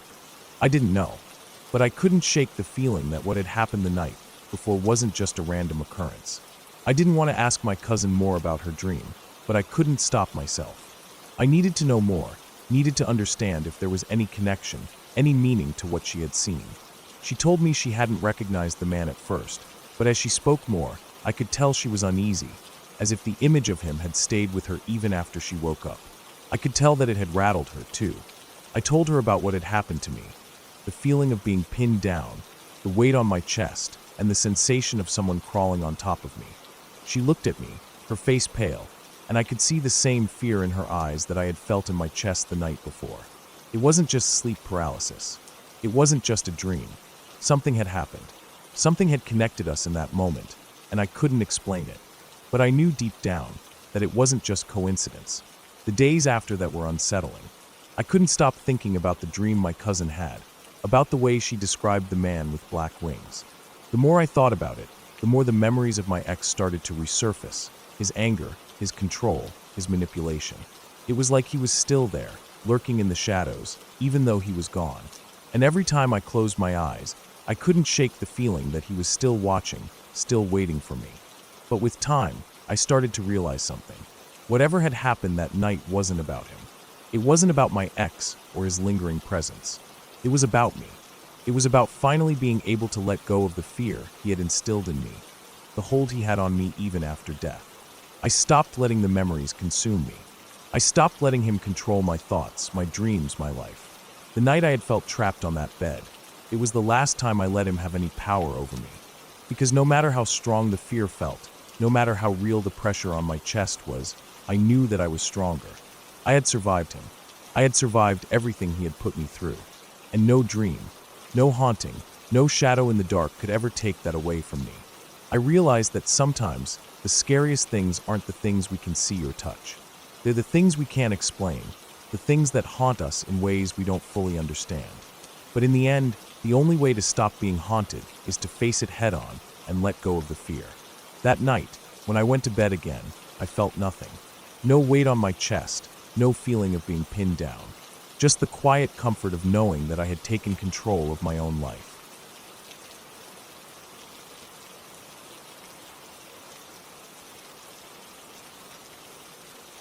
It was a cold night, but the air felt heavy, like it was pressing in from all sides. The kind of stillness that made everything seem too quiet, like something was about to break the silence. I had been looking forward to this weekend. My friend had come to stay with me in my dorm, and we were going to hang out, talk about life, and maybe catch up on some sleep. It was his birthday weekend, so I figured we'd both enjoy ourselves and relax. I'd been staying in my dorm for a couple of months already, and I had grown used to the house. It was old, really old. 100 years old, at least. The kind of place with creaky floorboards and long hallways, drafty windows, and a lot of character. Some people might have thought it was charming, but I often wondered what kind of history the place had. I'd heard some rumors from other students. Nothing too specific, just murmurs about strange things happening late at night. I tried to laugh it off. People always exaggerate, don't they? We'd gone to bed around midnight after a long day. I was tired, really tired, but for some reason, I woke up that night wide awake. It was 3:30 a.m., according to the little digital clock on my nightstand. My friend, who had been snoring lightly next to me, also woke up around the same time. We didn't talk at first. I just lay there, staring at the ceiling, listening to the quiet sounds of the night. I don't know why, but I felt uneasy. Something just didn't sit right, though I couldn't put my finger on it. Maybe it was the darkness, or maybe just the odd timing of both of us waking up at the same time. Whatever it was, I couldn't shake the feeling. After a few minutes of lying there in silence, he started talking. "So, what's your deal with ghosts?" he asked, breaking the stillness. I could tell he was grinning, the teasing tone clear in his voice. I mean, come on. Ghosts aren't real. I was always afraid of the idea of ghosts, of things that go bump in the night. I couldn't help it. It was a deep-rooted fear that I'd had for as long as I could remember. I was one of those people who would check under my bed every night, just in case. I hated the dark. I could pretend to be brave in the daytime, but at night, the fear would creep in, no matter how hard I tried to ignore it. But I also hated that he was making fun of me for it. I mean, it's not like I was asking for it. "It's not funny," I muttered, trying to brush it off. "You're just messing with me." He laughed softly, a sort of mock chuckle, clearly amused by my discomfort. "I'm just saying, you're too old for these kinds of fears. There's no such thing as ghosts, all right?" Before I could respond, the lights in the room flickered and then went out entirely. For a split second, I thought it was just a glitch, or maybe the bulb had burned out. But as I sat up in bed, the eerie silence filled the room, and it became clear something was wrong. I looked around the room, my heart beginning to race. My friend sat up too, and I could see him peering into the darkness. "What the hell?" he muttered under his breath. The room was pitch black, the kind of darkness where you couldn't see your own hand in front of your face. I tried not to panic. I told myself that it was probably a simple power outage, something temporary. "Maybe it's just the circuit," I said, trying to sound casual. But deep down, I couldn't shake the feeling that something was off. I couldn't remember a time when the lights had just gone out like that. The old house was known for its quirks, but this felt different. I got out of bed and opened the door to check the hallway. To my surprise, all the lights in the house were still on, except for the one in my room. It was as if the power had been cut just for us. The whole house was lit up, but my room, where we were, was in complete darkness. My nerves were starting to fray. I took a deep breath, telling myself it was probably just a weird electrical issue. I closed the door behind me and returned to the bed. We sat there for a few minutes in silence, trying to process what had just happened. I could feel my heart still beating fast, but I tried to distract myself. "Let's just talk or something," I suggested. Anything to get my mind off the fact that we were sitting in a pitch-black room in an old house that probably hadn't been rewired in decades. For the next little while, we stayed up, scrolling through Reddit, trying to ignore the unsettling silence around us. I wanted to pretend like nothing was wrong, like it was just a weird coincidence. But then, just as I was starting to feel a little more relaxed, the lights came back on. They flickered back to life, and the brightness flooded the room again, almost blinding after so much darkness. "Well, that's odd," my friend remarked, his tone still casual, though I could tell he was trying to hide his own unease. We went back to our quiet conversation, but the sense of weirdness lingered. We both knew something was off, even if we didn't want to admit it. And then, just as I was starting to convince myself it was over, it happened again. 20 minutes later, the lights went out again. This time, neither of us said anything for a moment. We just sat there in the dark. The silence was thick, almost oppressive, and I could feel my skin crawling. "I think we should just try to sleep," I said, my voice barely above a whisper.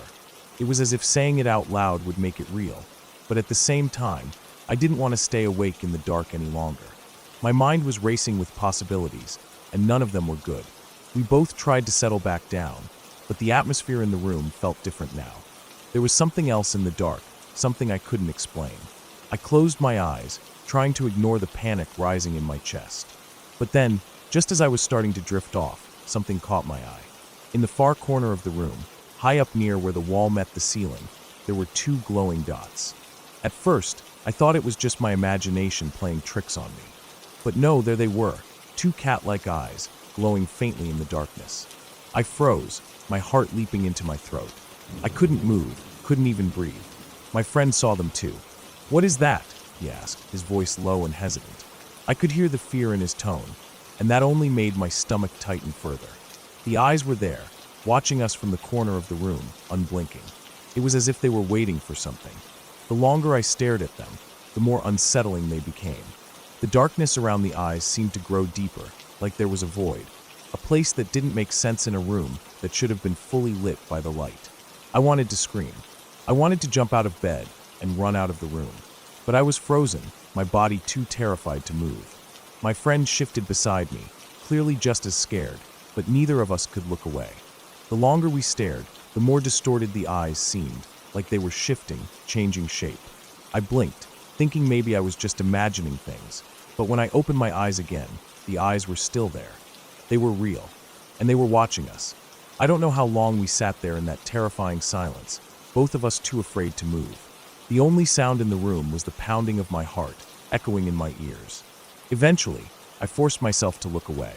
"We're just seeing things," I whispered, trying to convince myself. But I knew that wasn't true. My friend didn't say anything, but I could feel him tense beside me. He wasn't buying it either. After what felt like an eternity, I finally managed to close my eyes. I didn't sleep, not really. I just lay there, staring into the darkness, wondering what was watching us. I told myself it was nothing, that it was just the light playing tricks, but I knew deep down that wasn't the case. The next day, we both tried to act like nothing had happened.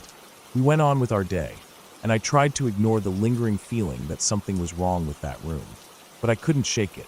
I couldn't stop thinking about those eyes, about the way they had glowed in the darkness, waiting.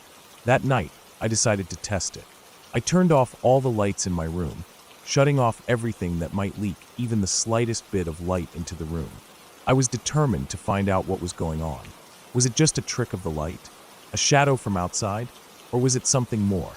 But when I sat there in the complete darkness, waiting for the eyes to reappear, they never did. There was nothing there. The room was empty, and the darkness was just darkness. I checked every corner of the room, convinced that I was missing something, but there was no sign of the eyes, no glowing dots, no eerie presence in the corner. Maybe it had been a trick of the light. Maybe I was just too tired, and my mind had played a trick on me. But the feeling, that sense of being watched, stayed with me. It never went away. Even though I never saw the eyes again, I couldn't forget that night. I couldn't forget the way they had looked, watching us from the corner of the room. And to this day, I can't help but wonder, was it just my imagination? Or was something else really there, hidden in the darkness, waiting for the right moment to show itself again?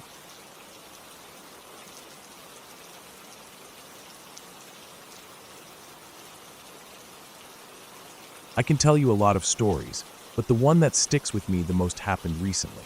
It's one of those things where you try to tell yourself it's just your imagination playing tricks on you, but deep down, you know something's not right.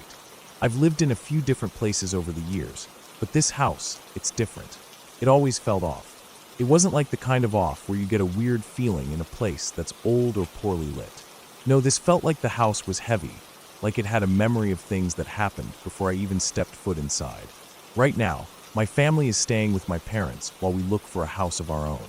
We're in a place that used to be in pretty bad shape. My parents bought it a couple of years ago when it was a foreclosure. The previous owners really did a number on it.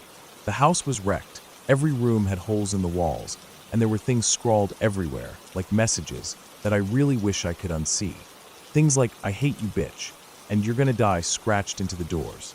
You could just tell it had been a violent, dark place. They didn't take care of their animals either. The horses and goats were left in horrible conditions. My mom told me that when they moved in, they found a bunch of empty cages with the remnants of animals left in them. It gave me a sick feeling in my stomach thinking about it.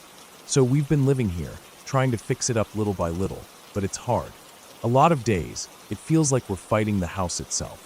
It just doesn't feel right, like there's a weight in the air that never quite goes away. I'd be lying if I said I wasn't a little scared sometimes, but I've been in weird places before. When I was younger, I lived in a house that always felt like someone was watching me. But that's another story. A few days ago, I was home alone. My parents were out, and my husband was working, so it was just me and the dog. I had gone upstairs to put some laundry away. The house was quiet, too quiet. I was in one of the spare rooms that's still got half-finished drywall, shuffling around clothes in the drawers, when I heard it. It wasn't loud at first, just a faint whisper, like someone was speaking from the other room. "You need to get out of here."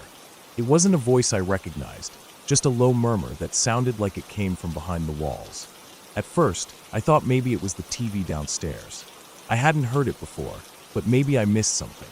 So, I shrugged it off, just continuing with what I was doing, trying to push the weirdness aside. It wasn't until a few minutes later that I realized something that made the hairs on the back of my neck stand up. There was no TV on. All the windows were closed, and I hadn't heard anyone else come in. It was just me. I froze for a second, trying to make sense of it. But as usual, my brain tried to rationalize it. It's probably just the house settling, I thought. Maybe there's a draft that's causing the walls to creak. But I couldn't shake the feeling of being watched. It was like the air around me was different, like it had thickened. I grabbed the dog and went for a walk around the block, just to get out of the house for a bit. I needed fresh air, something to clear my head. Later that week, my husband and I were lying in bed. It was late, and the kids were asleep. Everything was quiet again. We had just turned off the lights when he calmly said, "The door just opened." I sat up straight. My heart started racing because I knew exactly which door he was talking about, our bedroom door. It had been closed. It was always closed. It wasn't like one of those things where you can just let your imagination run wild. The door had opened by itself. But then, before I could say anything, he added, "And now it just closed." I felt my stomach drop. I couldn't believe what he was saying, but when I turned and looked at the door, it was shut tight. I knew he wasn't messing with me. He looked just as confused and disturbed as I felt. We didn't get out of bed right away, just lying there in the silence, listening for any other sounds. But there was nothing else. After a few minutes, we both just kind of lay there, staring at the ceiling, too uneasy to sleep. It felt like the house was holding its breath, waiting for something.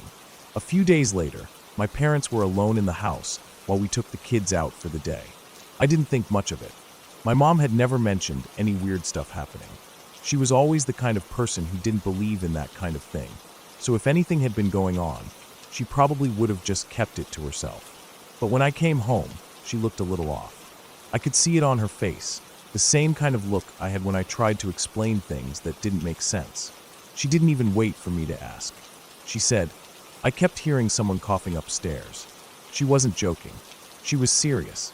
She told me she went up there to check, but when she did, there was nobody there. She went back downstairs, and when she did, she could hear a baby crying upstairs. Now, this didn't make any sense. My parents' room is on the first floor, and there are no babies in the house. She went back up again, but still nothing. I could see it in her eyes. She wasn't sure what had happened. She had that same uneasy look I had seen in myself before. We didn't talk about it much that day, but the silence between us was thick. She told my dad about it later, but he didn't seem that worried. He just chalked it up to the house being old, the wind rattling the windows, or something like that. But I knew it wasn't just the wind. As time went on, these things kept happening. They were subtle, little things at first, doors creaking open, the sound of footsteps when no one was there. Sometimes I'd catch a glimpse of movement in the corner of my eye, like someone walking past a doorway, but when I turned to look, there was nothing there. It was always the little things that made my stomach twist, the things that couldn't easily be explained away. The house felt too heavy, like it had secrets buried in its walls. But the scariest part? It wasn't the sounds or the creaking doors. It was the feeling that something was waiting for us to slip up, to let our guard down. It was like the house knew we didn't belong there, like it had seen things we'd never understand. I've never been one to believe in ghosts or anything like that. I don't think the house is haunted, but I do believe that there are things in this world we can't explain, things that don't fit neatly into our understanding of what's possible. And sometimes, when you live somewhere long enough, you start to wonder what kind of energy lingers in a place that's seen so much violence, so much neglect. I still don't know what's going on here. Some days it feels like the house itself is watching us, waiting for something. Maybe it's just the weight of everything that happened before we moved in, lingering in the air like smoke that doesn't quite dissipate. But whatever it is, it's not something I'm willing to ignore. We've been looking for a new place for a while now, but with everything going on, it's been harder than we thought. The market is tough, and we're trying to make sure we don't rush into anything. But I can tell you this, I'm ready to leave. I want to get out of this house, away from whatever's here. I don't know what's been haunting this place, but I know that I don't want to stick around long enough to find out. So we keep looking, and every day, as I spend time in this house, I find myself looking over my shoulder more and more, wondering when, or if, it's finally going to end.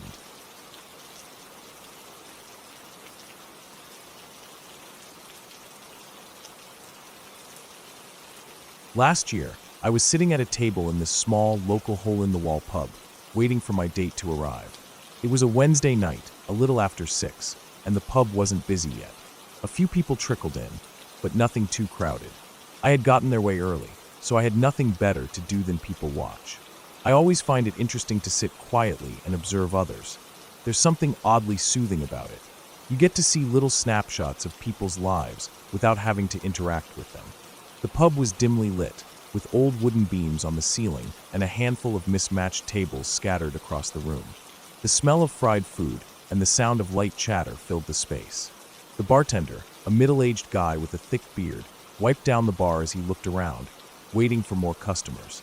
There were 2 girls sitting at the bar when I walked in. They caught my attention right away, not because they were particularly subtle, but because of how loud and obnoxious they were. They were talking at full volume, laughing and cackling about who they had been with recently. Real classy stuff, you know? They were drunk, no doubt, and from the way they were talking, it sounded like they had been out on a bender all day. They didn't seem to care about anyone around them, and that's what made them stand out. They were being shamelessly brash about their past hookups and telling the whole bar about it. Honestly, I wasn't bothered by it. I mean, yeah, it was cringy to hear, but they were also pretty hot. So, I didn't mind looking or listening, even if their conversation wasn't something I'd have had with my friends. Their laughter and conversation blended with the hum of the pub, and I found myself chuckling at their antics. I was still scanning the bar when my date walked in. She looked nice, casual, but put together. She was a little late, but not by much. We exchanged a quick greeting and sat down at a table that was just behind the 2 girls. They didn't even notice us, too busy with their drinks and their loud conversation. We started talking, getting to know each other better. At first, the conversation was a little awkward, but it wasn't long before we both eased into it. We laughed a bit, talked about some common interests, and shared a few stories. I remember thinking how easy it was to talk to her, how it didn't feel forced. It wasn't like some of the stiff, nervous first dates I'd had before. No, this one was different. It felt natural, and for a moment, I completely forgot about the girls sitting at the bar. But then, for whatever reason, my attention shifted back to them. I don't even know why I looked over. Maybe it was the loud thud of one of the girls slapping her hand down on the bar in a dramatic gesture. Or maybe it was just a fleeting sense that something was off. Either way, when I glanced over at the bar, that's when I saw it happen. The hotter of the two girls, she was the one who had been doing most of the talking, suddenly stiffened up like a piece of plywood. It was so abrupt, it almost didn't look real. 1 second, she was leaning against the bar, laughing, and the next, she froze. I thought maybe she was just having a weird moment, maybe a bad reaction to whatever she had been drinking. But then she fell backward, straight off her stool. It happened in slow motion. She didn't just slump over, she fell with complete rigidity. Her head smacked the floor like a rock, and I could hear the sharp thud echo through the room. It was loud, too loud, the kind of sound you don't forget. A split second later, blood began to pool under her head. Her body started to shake uncontrollably, convulsing violently. Her arms jerked in odd directions, and her legs kicked. Her eyes rolled back into her head, so all I could see were the whites of her eyes. It was like she was having some sort of seizure, and I knew instantly that this wasn't just some drunken fall. It was something serious. I jumped up from the table before I even realized what I was doing. My date looked at me, her face confused, but I was already moving toward the bar. I don't think she fully understood why I was rushing over, but I wasn't going to sit back and do nothing. My training as a union manager kicked in. I'd had to go through CPR and first aid courses, even though I'd never had to use them before. I'd never been in a situation like this. I could hear the faint murmurs of people around me, but everything else seemed muted. The pub felt strangely quiet, like the world was holding its breath. I knelt down beside the girl, trying to assess the situation as quickly as I could. I could tell she was still breathing, though it was shallow and erratic. Her chest was rising and falling in quick spurts, but the way her body was jerking violently, it was terrifying. My mind raced as I recalled the procedures I had learned in training. The most important thing was to keep her airway clear. I carefully placed one hand under her neck and tilted her head back to open her airway. I had no idea what caused the seizure, but I wasn't about to let her choke on her own tongue. Her body kept twitching, and I could feel her heart pounding beneath my hand. My heart was pounding, too, but I had to keep my focus. I had to be calm. It felt like an eternity before the first responder showed up. I kept an eye on her face, watching for any sign that things were getting worse. My mind was racing through every possible scenario. Was this a seizure from alcohol? Was it something else? I had no idea, but I kept her head supported and continued to monitor her breathing. The paramedics arrived about 20 minutes later.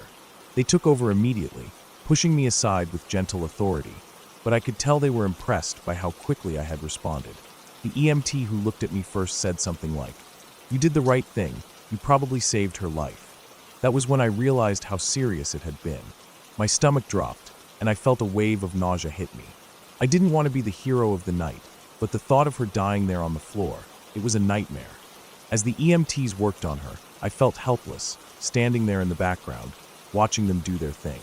I'd done what I could, but now it was in their hands. She was still convulsing, but the paramedics were giving her something to help calm her down. Eventually, the convulsions slowed, and she stopped shaking. I couldn't help but feel a strange sense of relief when I saw her body finally settle, though I knew she wasn't out of the woods yet. The whole time, my date was sitting back at our table, wide-eyed and probably freaked out. I glanced over at her a few times. She was trying to process what was happening, but I don't think she fully understood. When I sat back down, she asked if I was okay. I didn't have a good answer. I wasn't okay. None of this felt okay. The paramedics eventually loaded the girl onto a stretcher and took her out of the pub. I couldn't help but wonder what happened to her. Was she going to be all right? Did she even know what had happened to her? I couldn't imagine going through something like that, just waking up and having no memory of it. After the EMTs left, I stayed for a little while longer, but it was hard to get back into the conversation. The night had taken such a sharp turn, it was difficult to focus on anything else. My date seemed to be more concerned about the awkwardness between us than what had just happened, but I wasn't sure how to feel. I didn't want to be the guy who saved someone's life on a first date, but that's what it turned into. She seemed impressed, though. She actually gave me a wink before we left, which seemed a little out of place, but I guess that's how she was processing everything. I don't know if she was more impressed by the fact that I acted quickly, or if she just didn't know what else to say. We never talked about that night again, but I often wondered how she was doing, that girl. I never got to follow up. I had no way of knowing if she was okay, or if she even remembered what happened. It was a weird first date, to say the least. A date that went from casual conversation to life and death in a matter of seconds. It was surreal, but I did what I had to do. And in the end, I guess that's what matters most.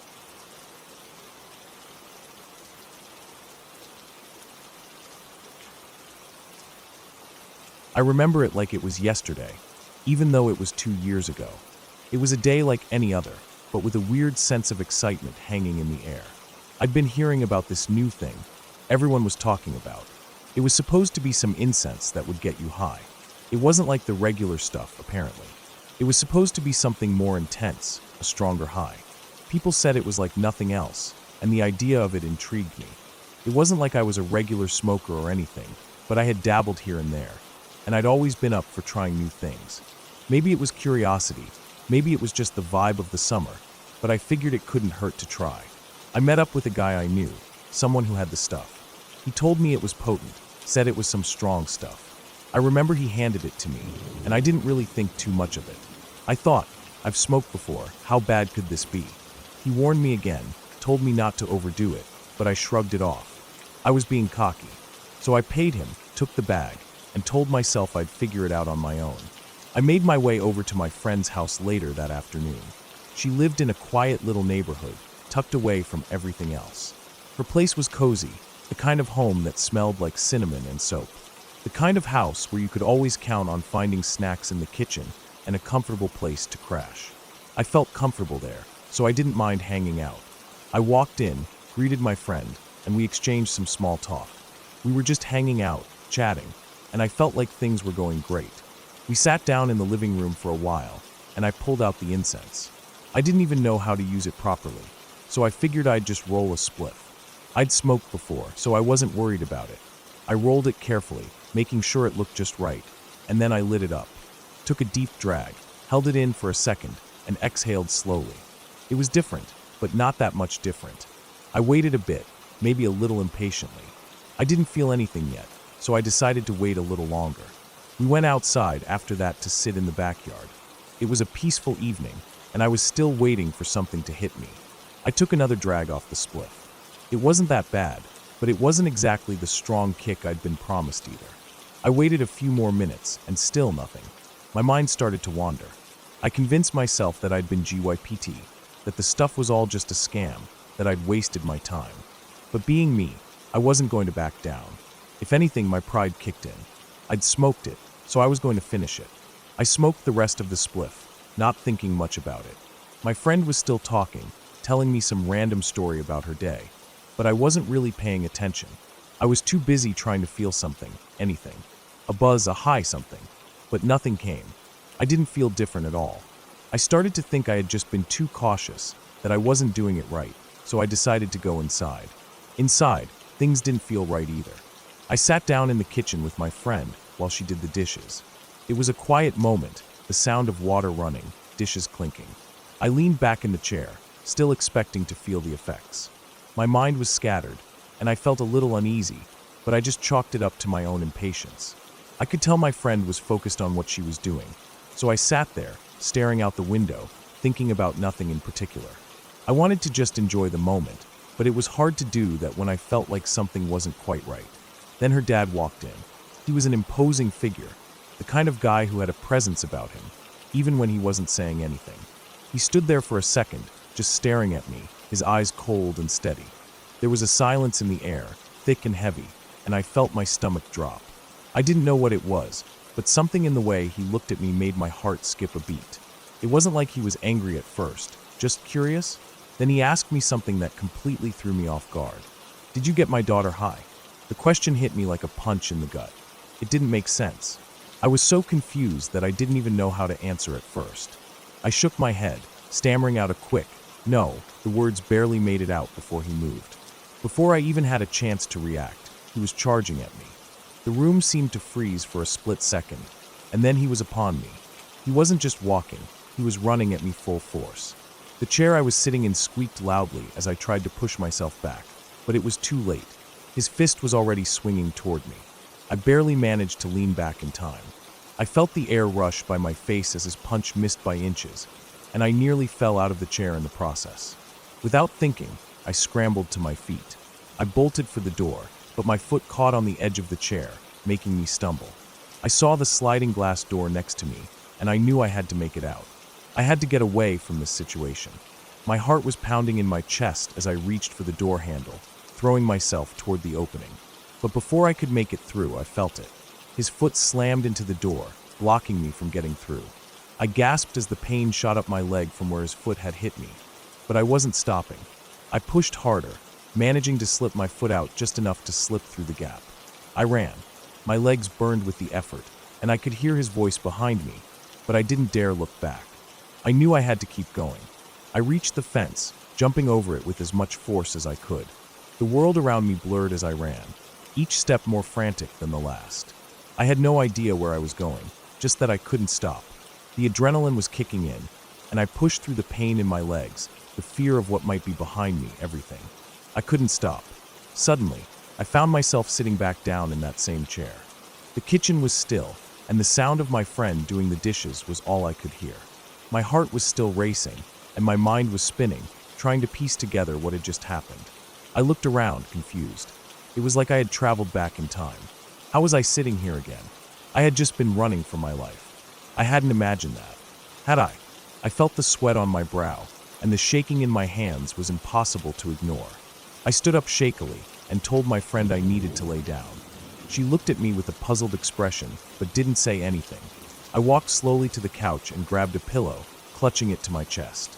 My mind was still reeling, trying to make sense of the disjointed events that had just happened. Everything felt so out of place. And yet, there I was back where I started. Laying down, I closed my eyes. It didn't take long before I felt myself drifting, my body sinking into the couch. But as I relaxed, something weird happened. It felt like the pillow wasn't just under my head. It was like the pillow and I were merging. I don't know how to explain it, but it felt like we were becoming one. A feeling of warmth and heaviness settled over me, like I was sinking into something far too deep. The pillow against my chest felt almost suffocating. I remember feeling completely at peace, though. No fear, no panic. Just a strange, odd kind of comfort. It was like I was floating in nothingness, not really alive, but not dead either. It was hard to explain, but I welcomed it.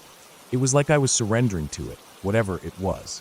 The thought of dying didn't scare me at all. In fact, it felt almost comforting. I wasn't scared. I didn't resist.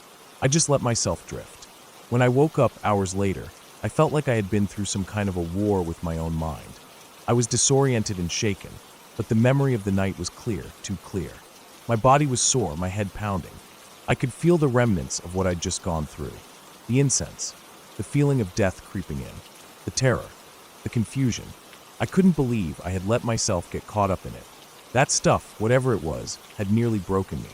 I had never been so close to losing my grip on reality before. I never tried that stuff again. And I never will.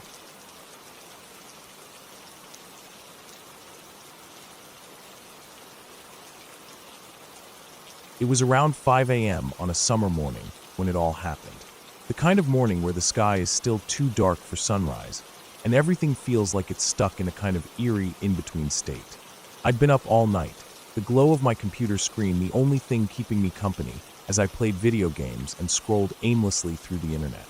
It wasn't the first time I'd pulled an all-nighter like that, and I figured I'd just power through the night and crash out after a few hours of sleep when the sun came up.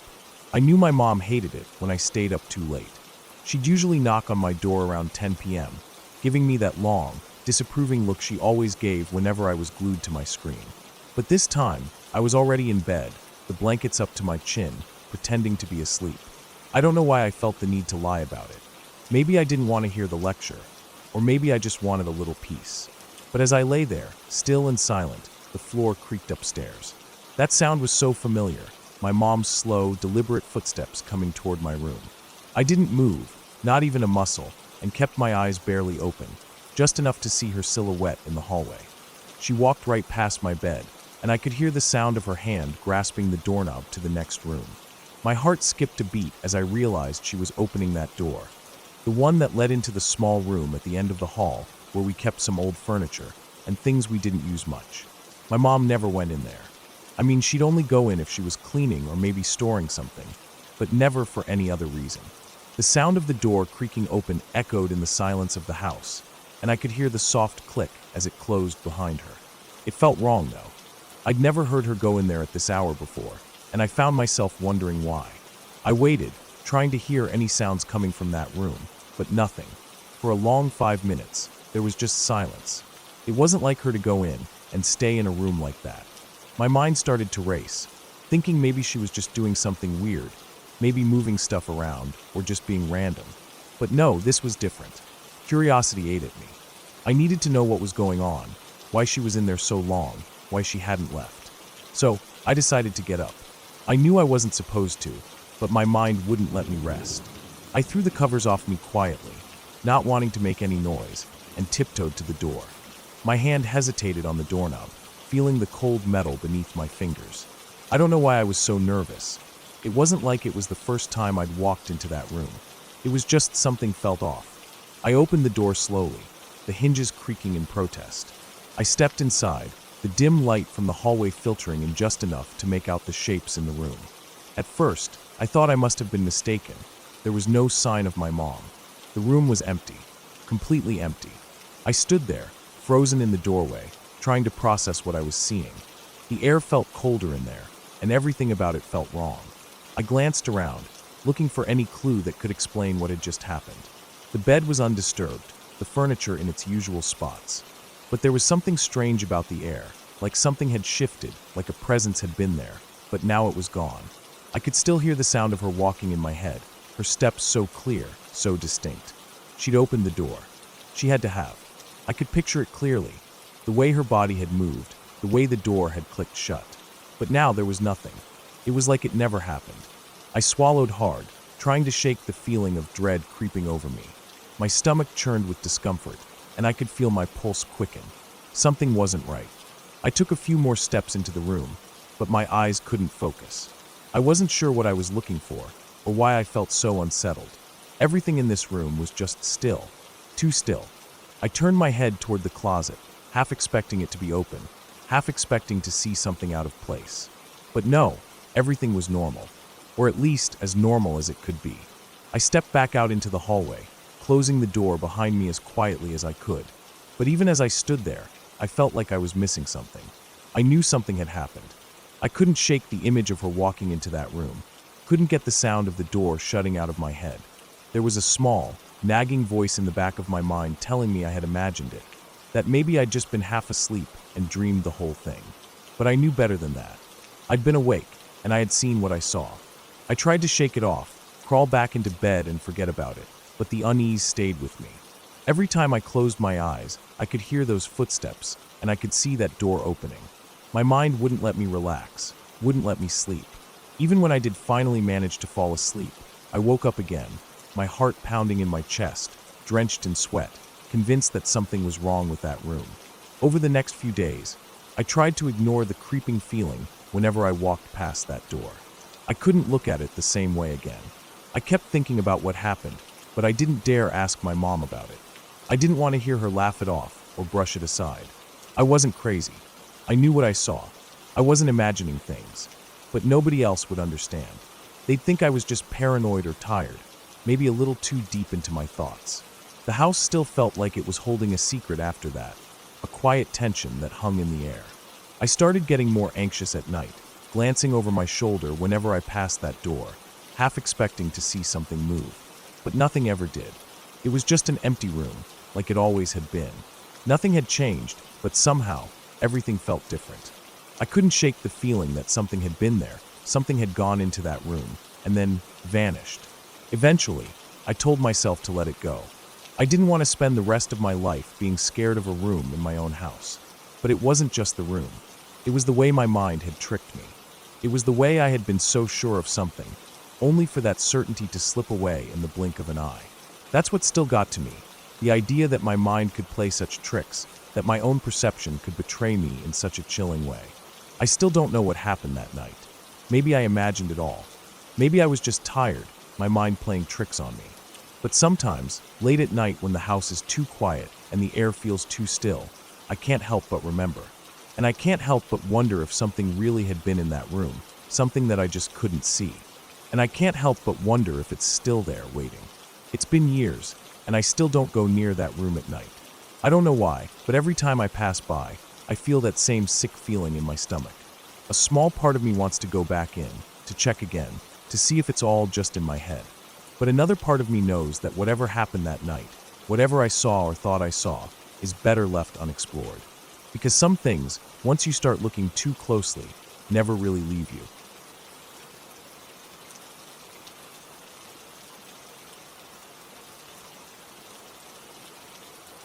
That night was a blur of confusion and pain. I remember feeling like I was drowning in my own tears, the argument with my mom still fresh in my mind. The fight had been ugly, filled with words I didn't mean and emotions I couldn't control. I didn't know how long I had been crying, but eventually my throat went dry, and I just couldn't cry anymore. My grandpa's house was a haven, always calm, always quiet. When I was younger, I used to stay with him for weeks at a time, exploring his backyard, sitting on the porch and listening to the wind in the trees.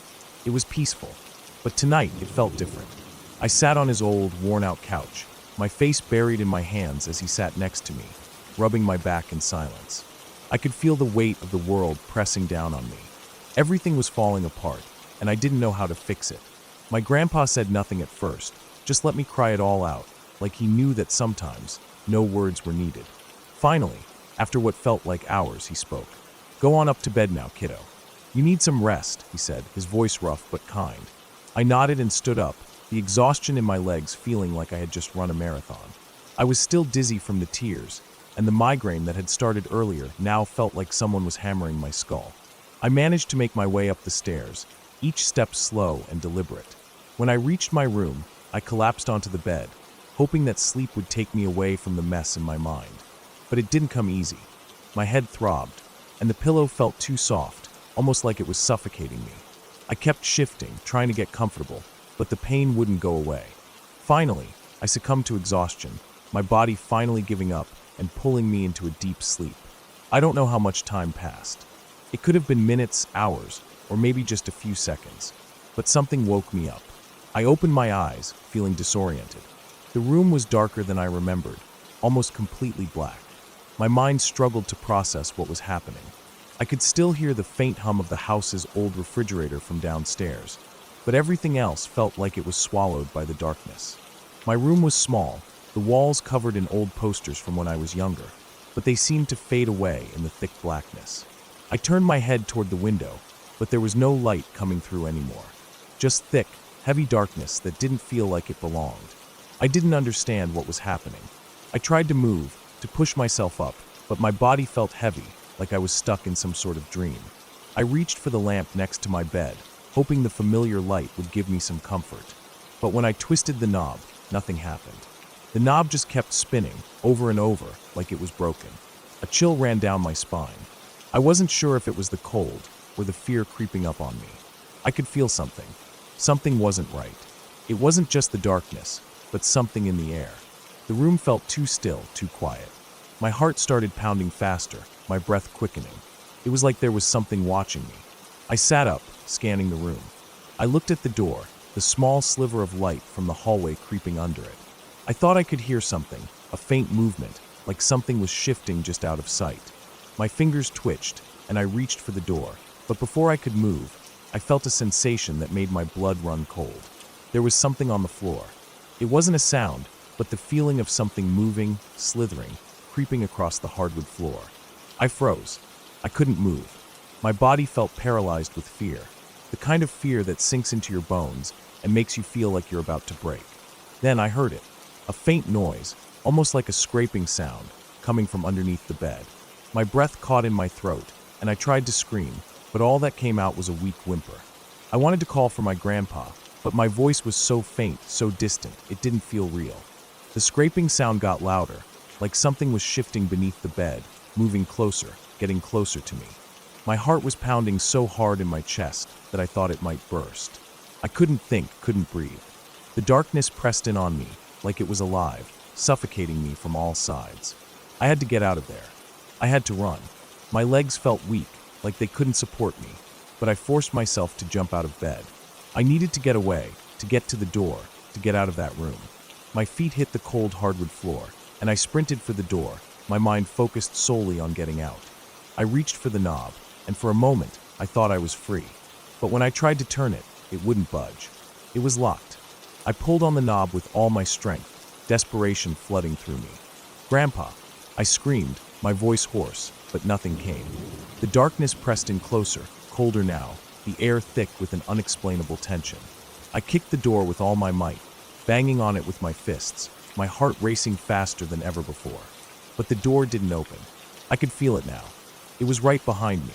The thing that had been moving across the floor was closing in. I could feel its presence, the coldness of it, the heaviness in the air. I was trapped. Then, just as suddenly as it had started, the door swung open. I stumbled into the hallway, gasping for air, my heart racing. I didn't look back. I couldn't. I ran, my bare feet slapping against the floor as I sprinted toward the bathroom. The hallway was just as dark as my room, but I didn't care. I had to get away from whatever was behind me. I slammed the bathroom door shut, my hands shaking as I reached for the light switch. Nothing. The bathroom light didn't come on. It didn't matter how many times I flicked the switch. The room stayed pitch black. I turned, almost afraid to look, but I had to. I had to see if it was still there. I saw my reflection in the mirror, pale, eyes wide with fear. I didn't know what I expected to see, but I wasn't prepared for the realization that it was still there, in the back of my mind, the fear, the dark, the thing I couldn't explain. And then, just like that, I woke up. I gasped, my eyes flying open, and I was back in my bed. The window was shut. The curtains were drawn. The door was closed. It was like nothing had happened, like it was all just a nightmare. I let out a shaky breath, feeling the pounding in my head from the migraine that hadn't gone away. I reached for the lamp, desperate to turn it on, just to make sure it was real. But when I twisted the knob, it wouldn't turn. It just kept spinning. My heart stopped. The darkness that had been so close, so suffocating, was back, creeping in. I felt it.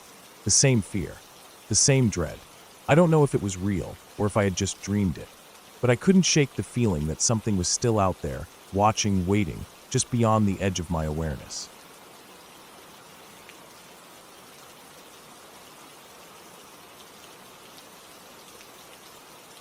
It was a cold, gray afternoon when we decided to go to the graveyard for the photo shoot.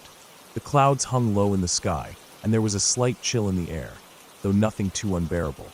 I had to do it for a photography project for class, and my friends were kind enough to help me out by modeling for some of the shots.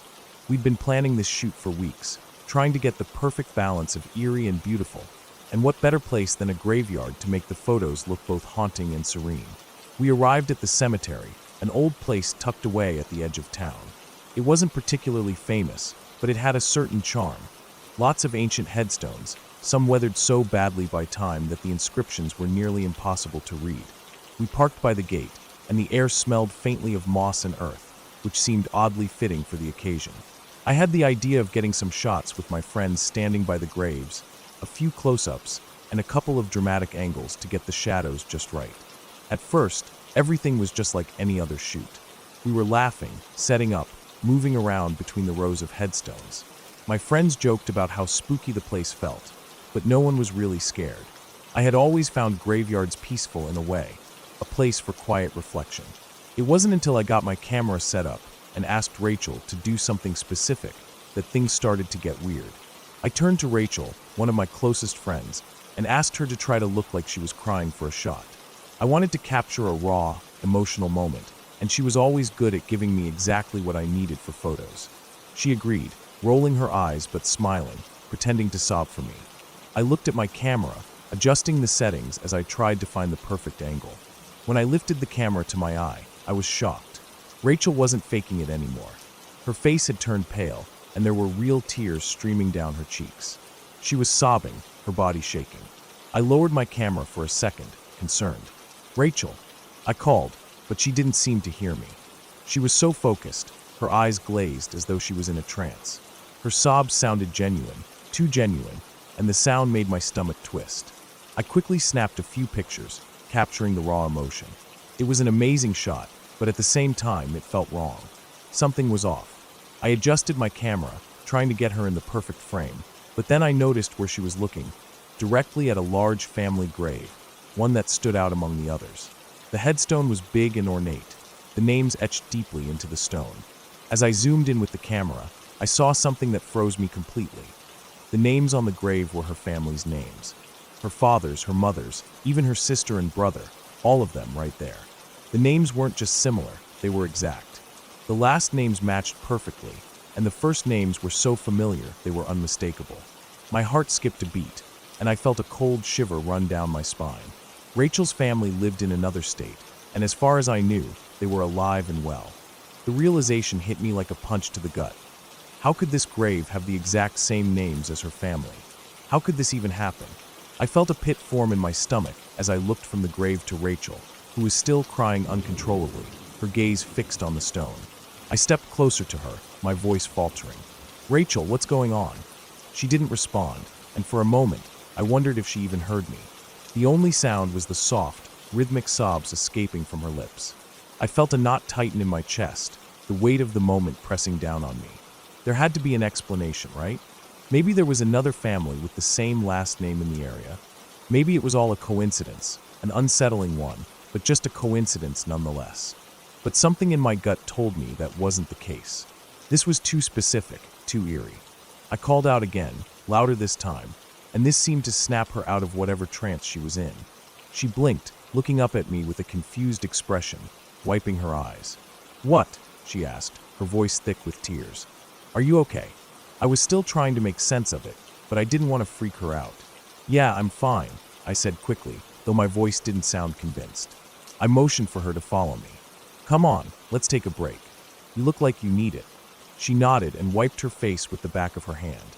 She seemed calm again, though her face still looked pale, like the sobbing had drained all the color from her skin. As we walked away from the grave, I glanced back, and for a brief moment, I thought I saw a figure standing near the headstone, a shadow just outside the range of my camera's lens. But when I blinked, it was gone. We all gathered in the car afterward, still shaken by what had happened. Rachel was quiet, her eyes distant, and I couldn't help but keep looking at her, wondering if she was okay. We decided to drive around for a bit to shake off the weird energy we had all felt. The car filled with the sound of music. One of my friends had a playlist on a USB stick, and we all just let the music flow through the air to calm our nerves. The song was upbeat at first, something familiar we had all been listening to over and over, until about the third time it played. We were all just sitting there, half listening to the music, half lost in our thoughts when out of nowhere, the sound cut out. It was like the music just stopped mid-song. Then we heard a voice that made my blood run cold. It wasn't a normal voice. It sounded garbled, distant, but clear enough to make out the words. "Get back from where you came from." My heart skipped a beat, and I could feel my stomach lurch. The voice didn't sound like anyone we knew, and it didn't belong on a USB playlist either. The voice was strange, filled with static, like it had been recorded in some old radio broadcast. And just as quickly as it had happened, the music picked back up exactly where it had left off. We all sat there, stunned. It was like time had frozen for a moment, and none of us could speak. The words replayed in my mind over and over. "Get back from where you came from." The atmosphere in the car was thick with tension, and nobody seemed to know what to say. Was it just some interference from another radio station? Maybe someone was messing with our car's sound system? But it didn't feel like that. The voice sounded too real, too direct. None of us had any explanation for it, but it felt like a warning, like something was trying to communicate with us. I broke the silence, my voice shaky. "We should head home. I'm freaked out." Everyone else nodded in agreement, too unsettled to argue. We all needed to process what had just happened, but none of us were in the mood to continue the night after that. The car ride back was quiet, each of us lost in our own thoughts, trying to make sense of the strange occurrences. My mind kept racing between the graveyard and the voice. It was one of those things that stayed with me long after, lingering in my thoughts. The eerie coincidence of Rachel's family names on that headstone, the voice that interrupted the music, everything just felt off. I never did figure out what happened that night. Was it just a freak accident? Some kind of technical interference? Or was there something else, something deeper at play? To this day, I still don't know. But I do know one thing. Whatever it was real enough to leave me with a feeling that never really went away. A feeling that sometimes there are things in this world we can't explain. And maybe, just maybe, there are places we shouldn't go, things we shouldn't look too closely at. Things that, once seen or heard, leave their mark on you. And you can't shake that feeling. Not ever.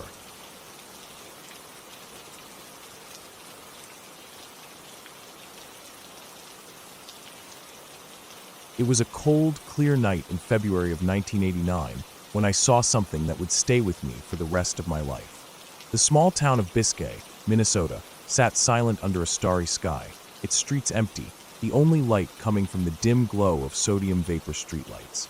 I was driving with my girlfriend at the time, just heading back home after a long drive, the usual quiet of the countryside settling around us. We were taking the back roads, the winding stretch of highway that cuts through farmland, surrounded by wide-open fields. Nothing remarkable about the route, except for how empty it felt in the dead of night. No one else was on the road, just us, the occasional curve in the road, and the faint sounds of the car's engine humming as we drove. We hadn't been driving long when I noticed something strange, something that made the hair on the back of my neck stand up. Up ahead, in the distance, near a field just off the road, there were two bright lights in the sky. At first, I thought it was just some towers or lights in the distance, maybe even an old smokestack from some factory. I wasn't sure. But the more I looked, the more I realized these lights were wrong. They didn't look like anything I had ever seen before. There were no towers around here, no factories or industrial buildings, just an open field. I squinted at the lights, and my thoughts turned sharp. The lights weren't just stationary, they were moving. They were hovering in place, not drifting like you'd expect from a plane or a helicopter. I turned to my girlfriend, who had already noticed them. She was staring at them, her face pale, eyes wide. "Those aren't smokestacks," I said, more to myself than to her. She looked at me, confused. "What do you mean?" I shook my head and told her to pull over. I needed to get a better look. There was something odd about those lights. As soon as she slowed the car and we pulled to the side of the road, I could see them more clearly. I opened the door and stepped out, the cold night air hitting me like a slap. The lights grew brighter, casting an odd glow over the fields below.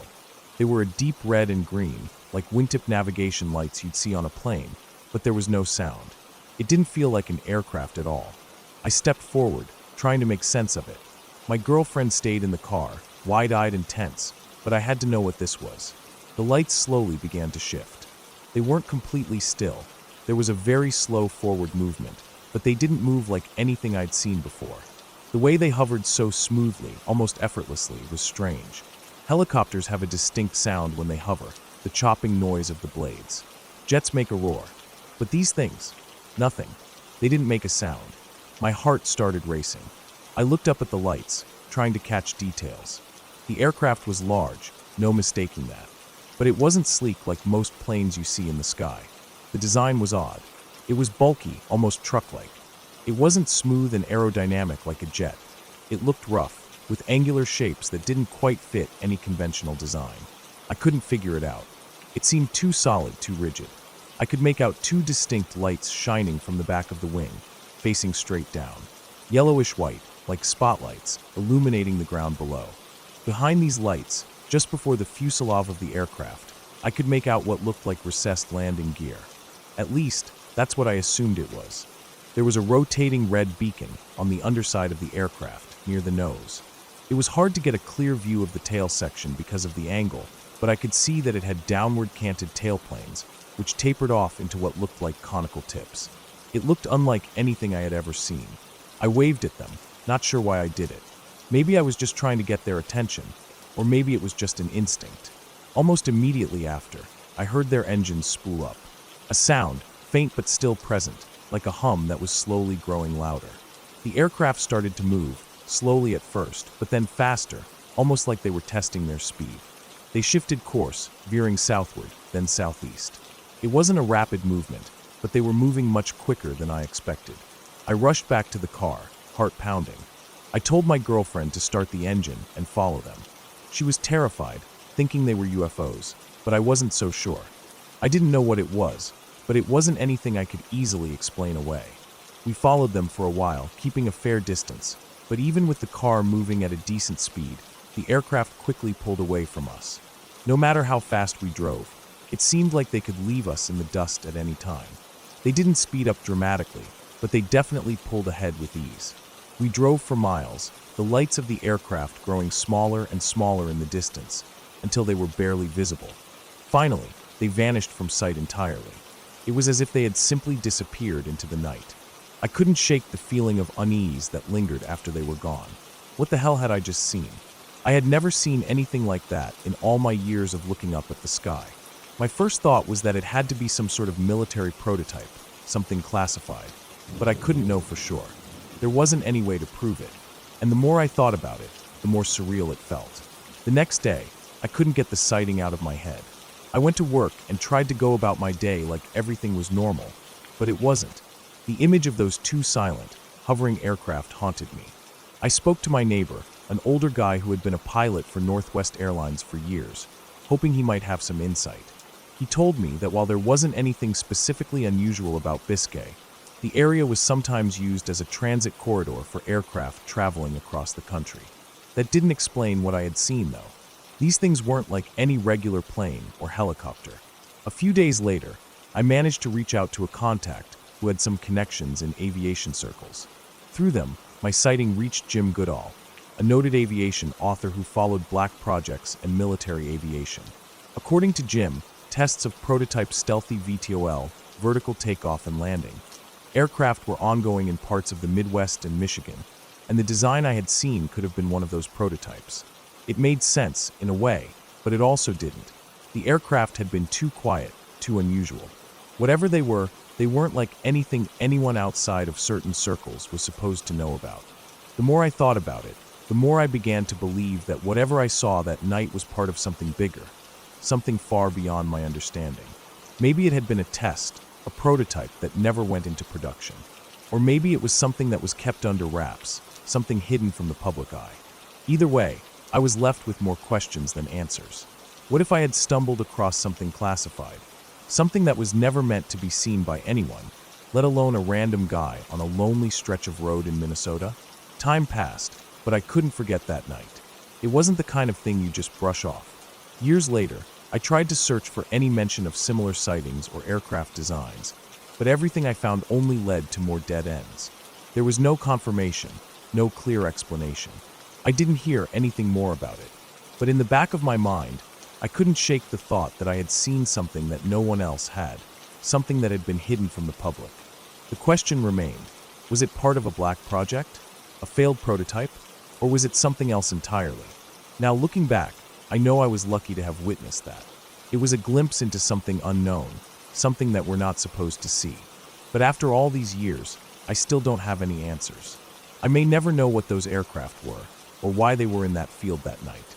But I'll never forget the soundless hum of their engines, and the way they moved with a grace and power that didn't belong to anything we've ever been told about. If those aircraft ever went into production, we may never know. They might be sitting in a hangar somewhere, forgotten. But what I saw that night, it was real.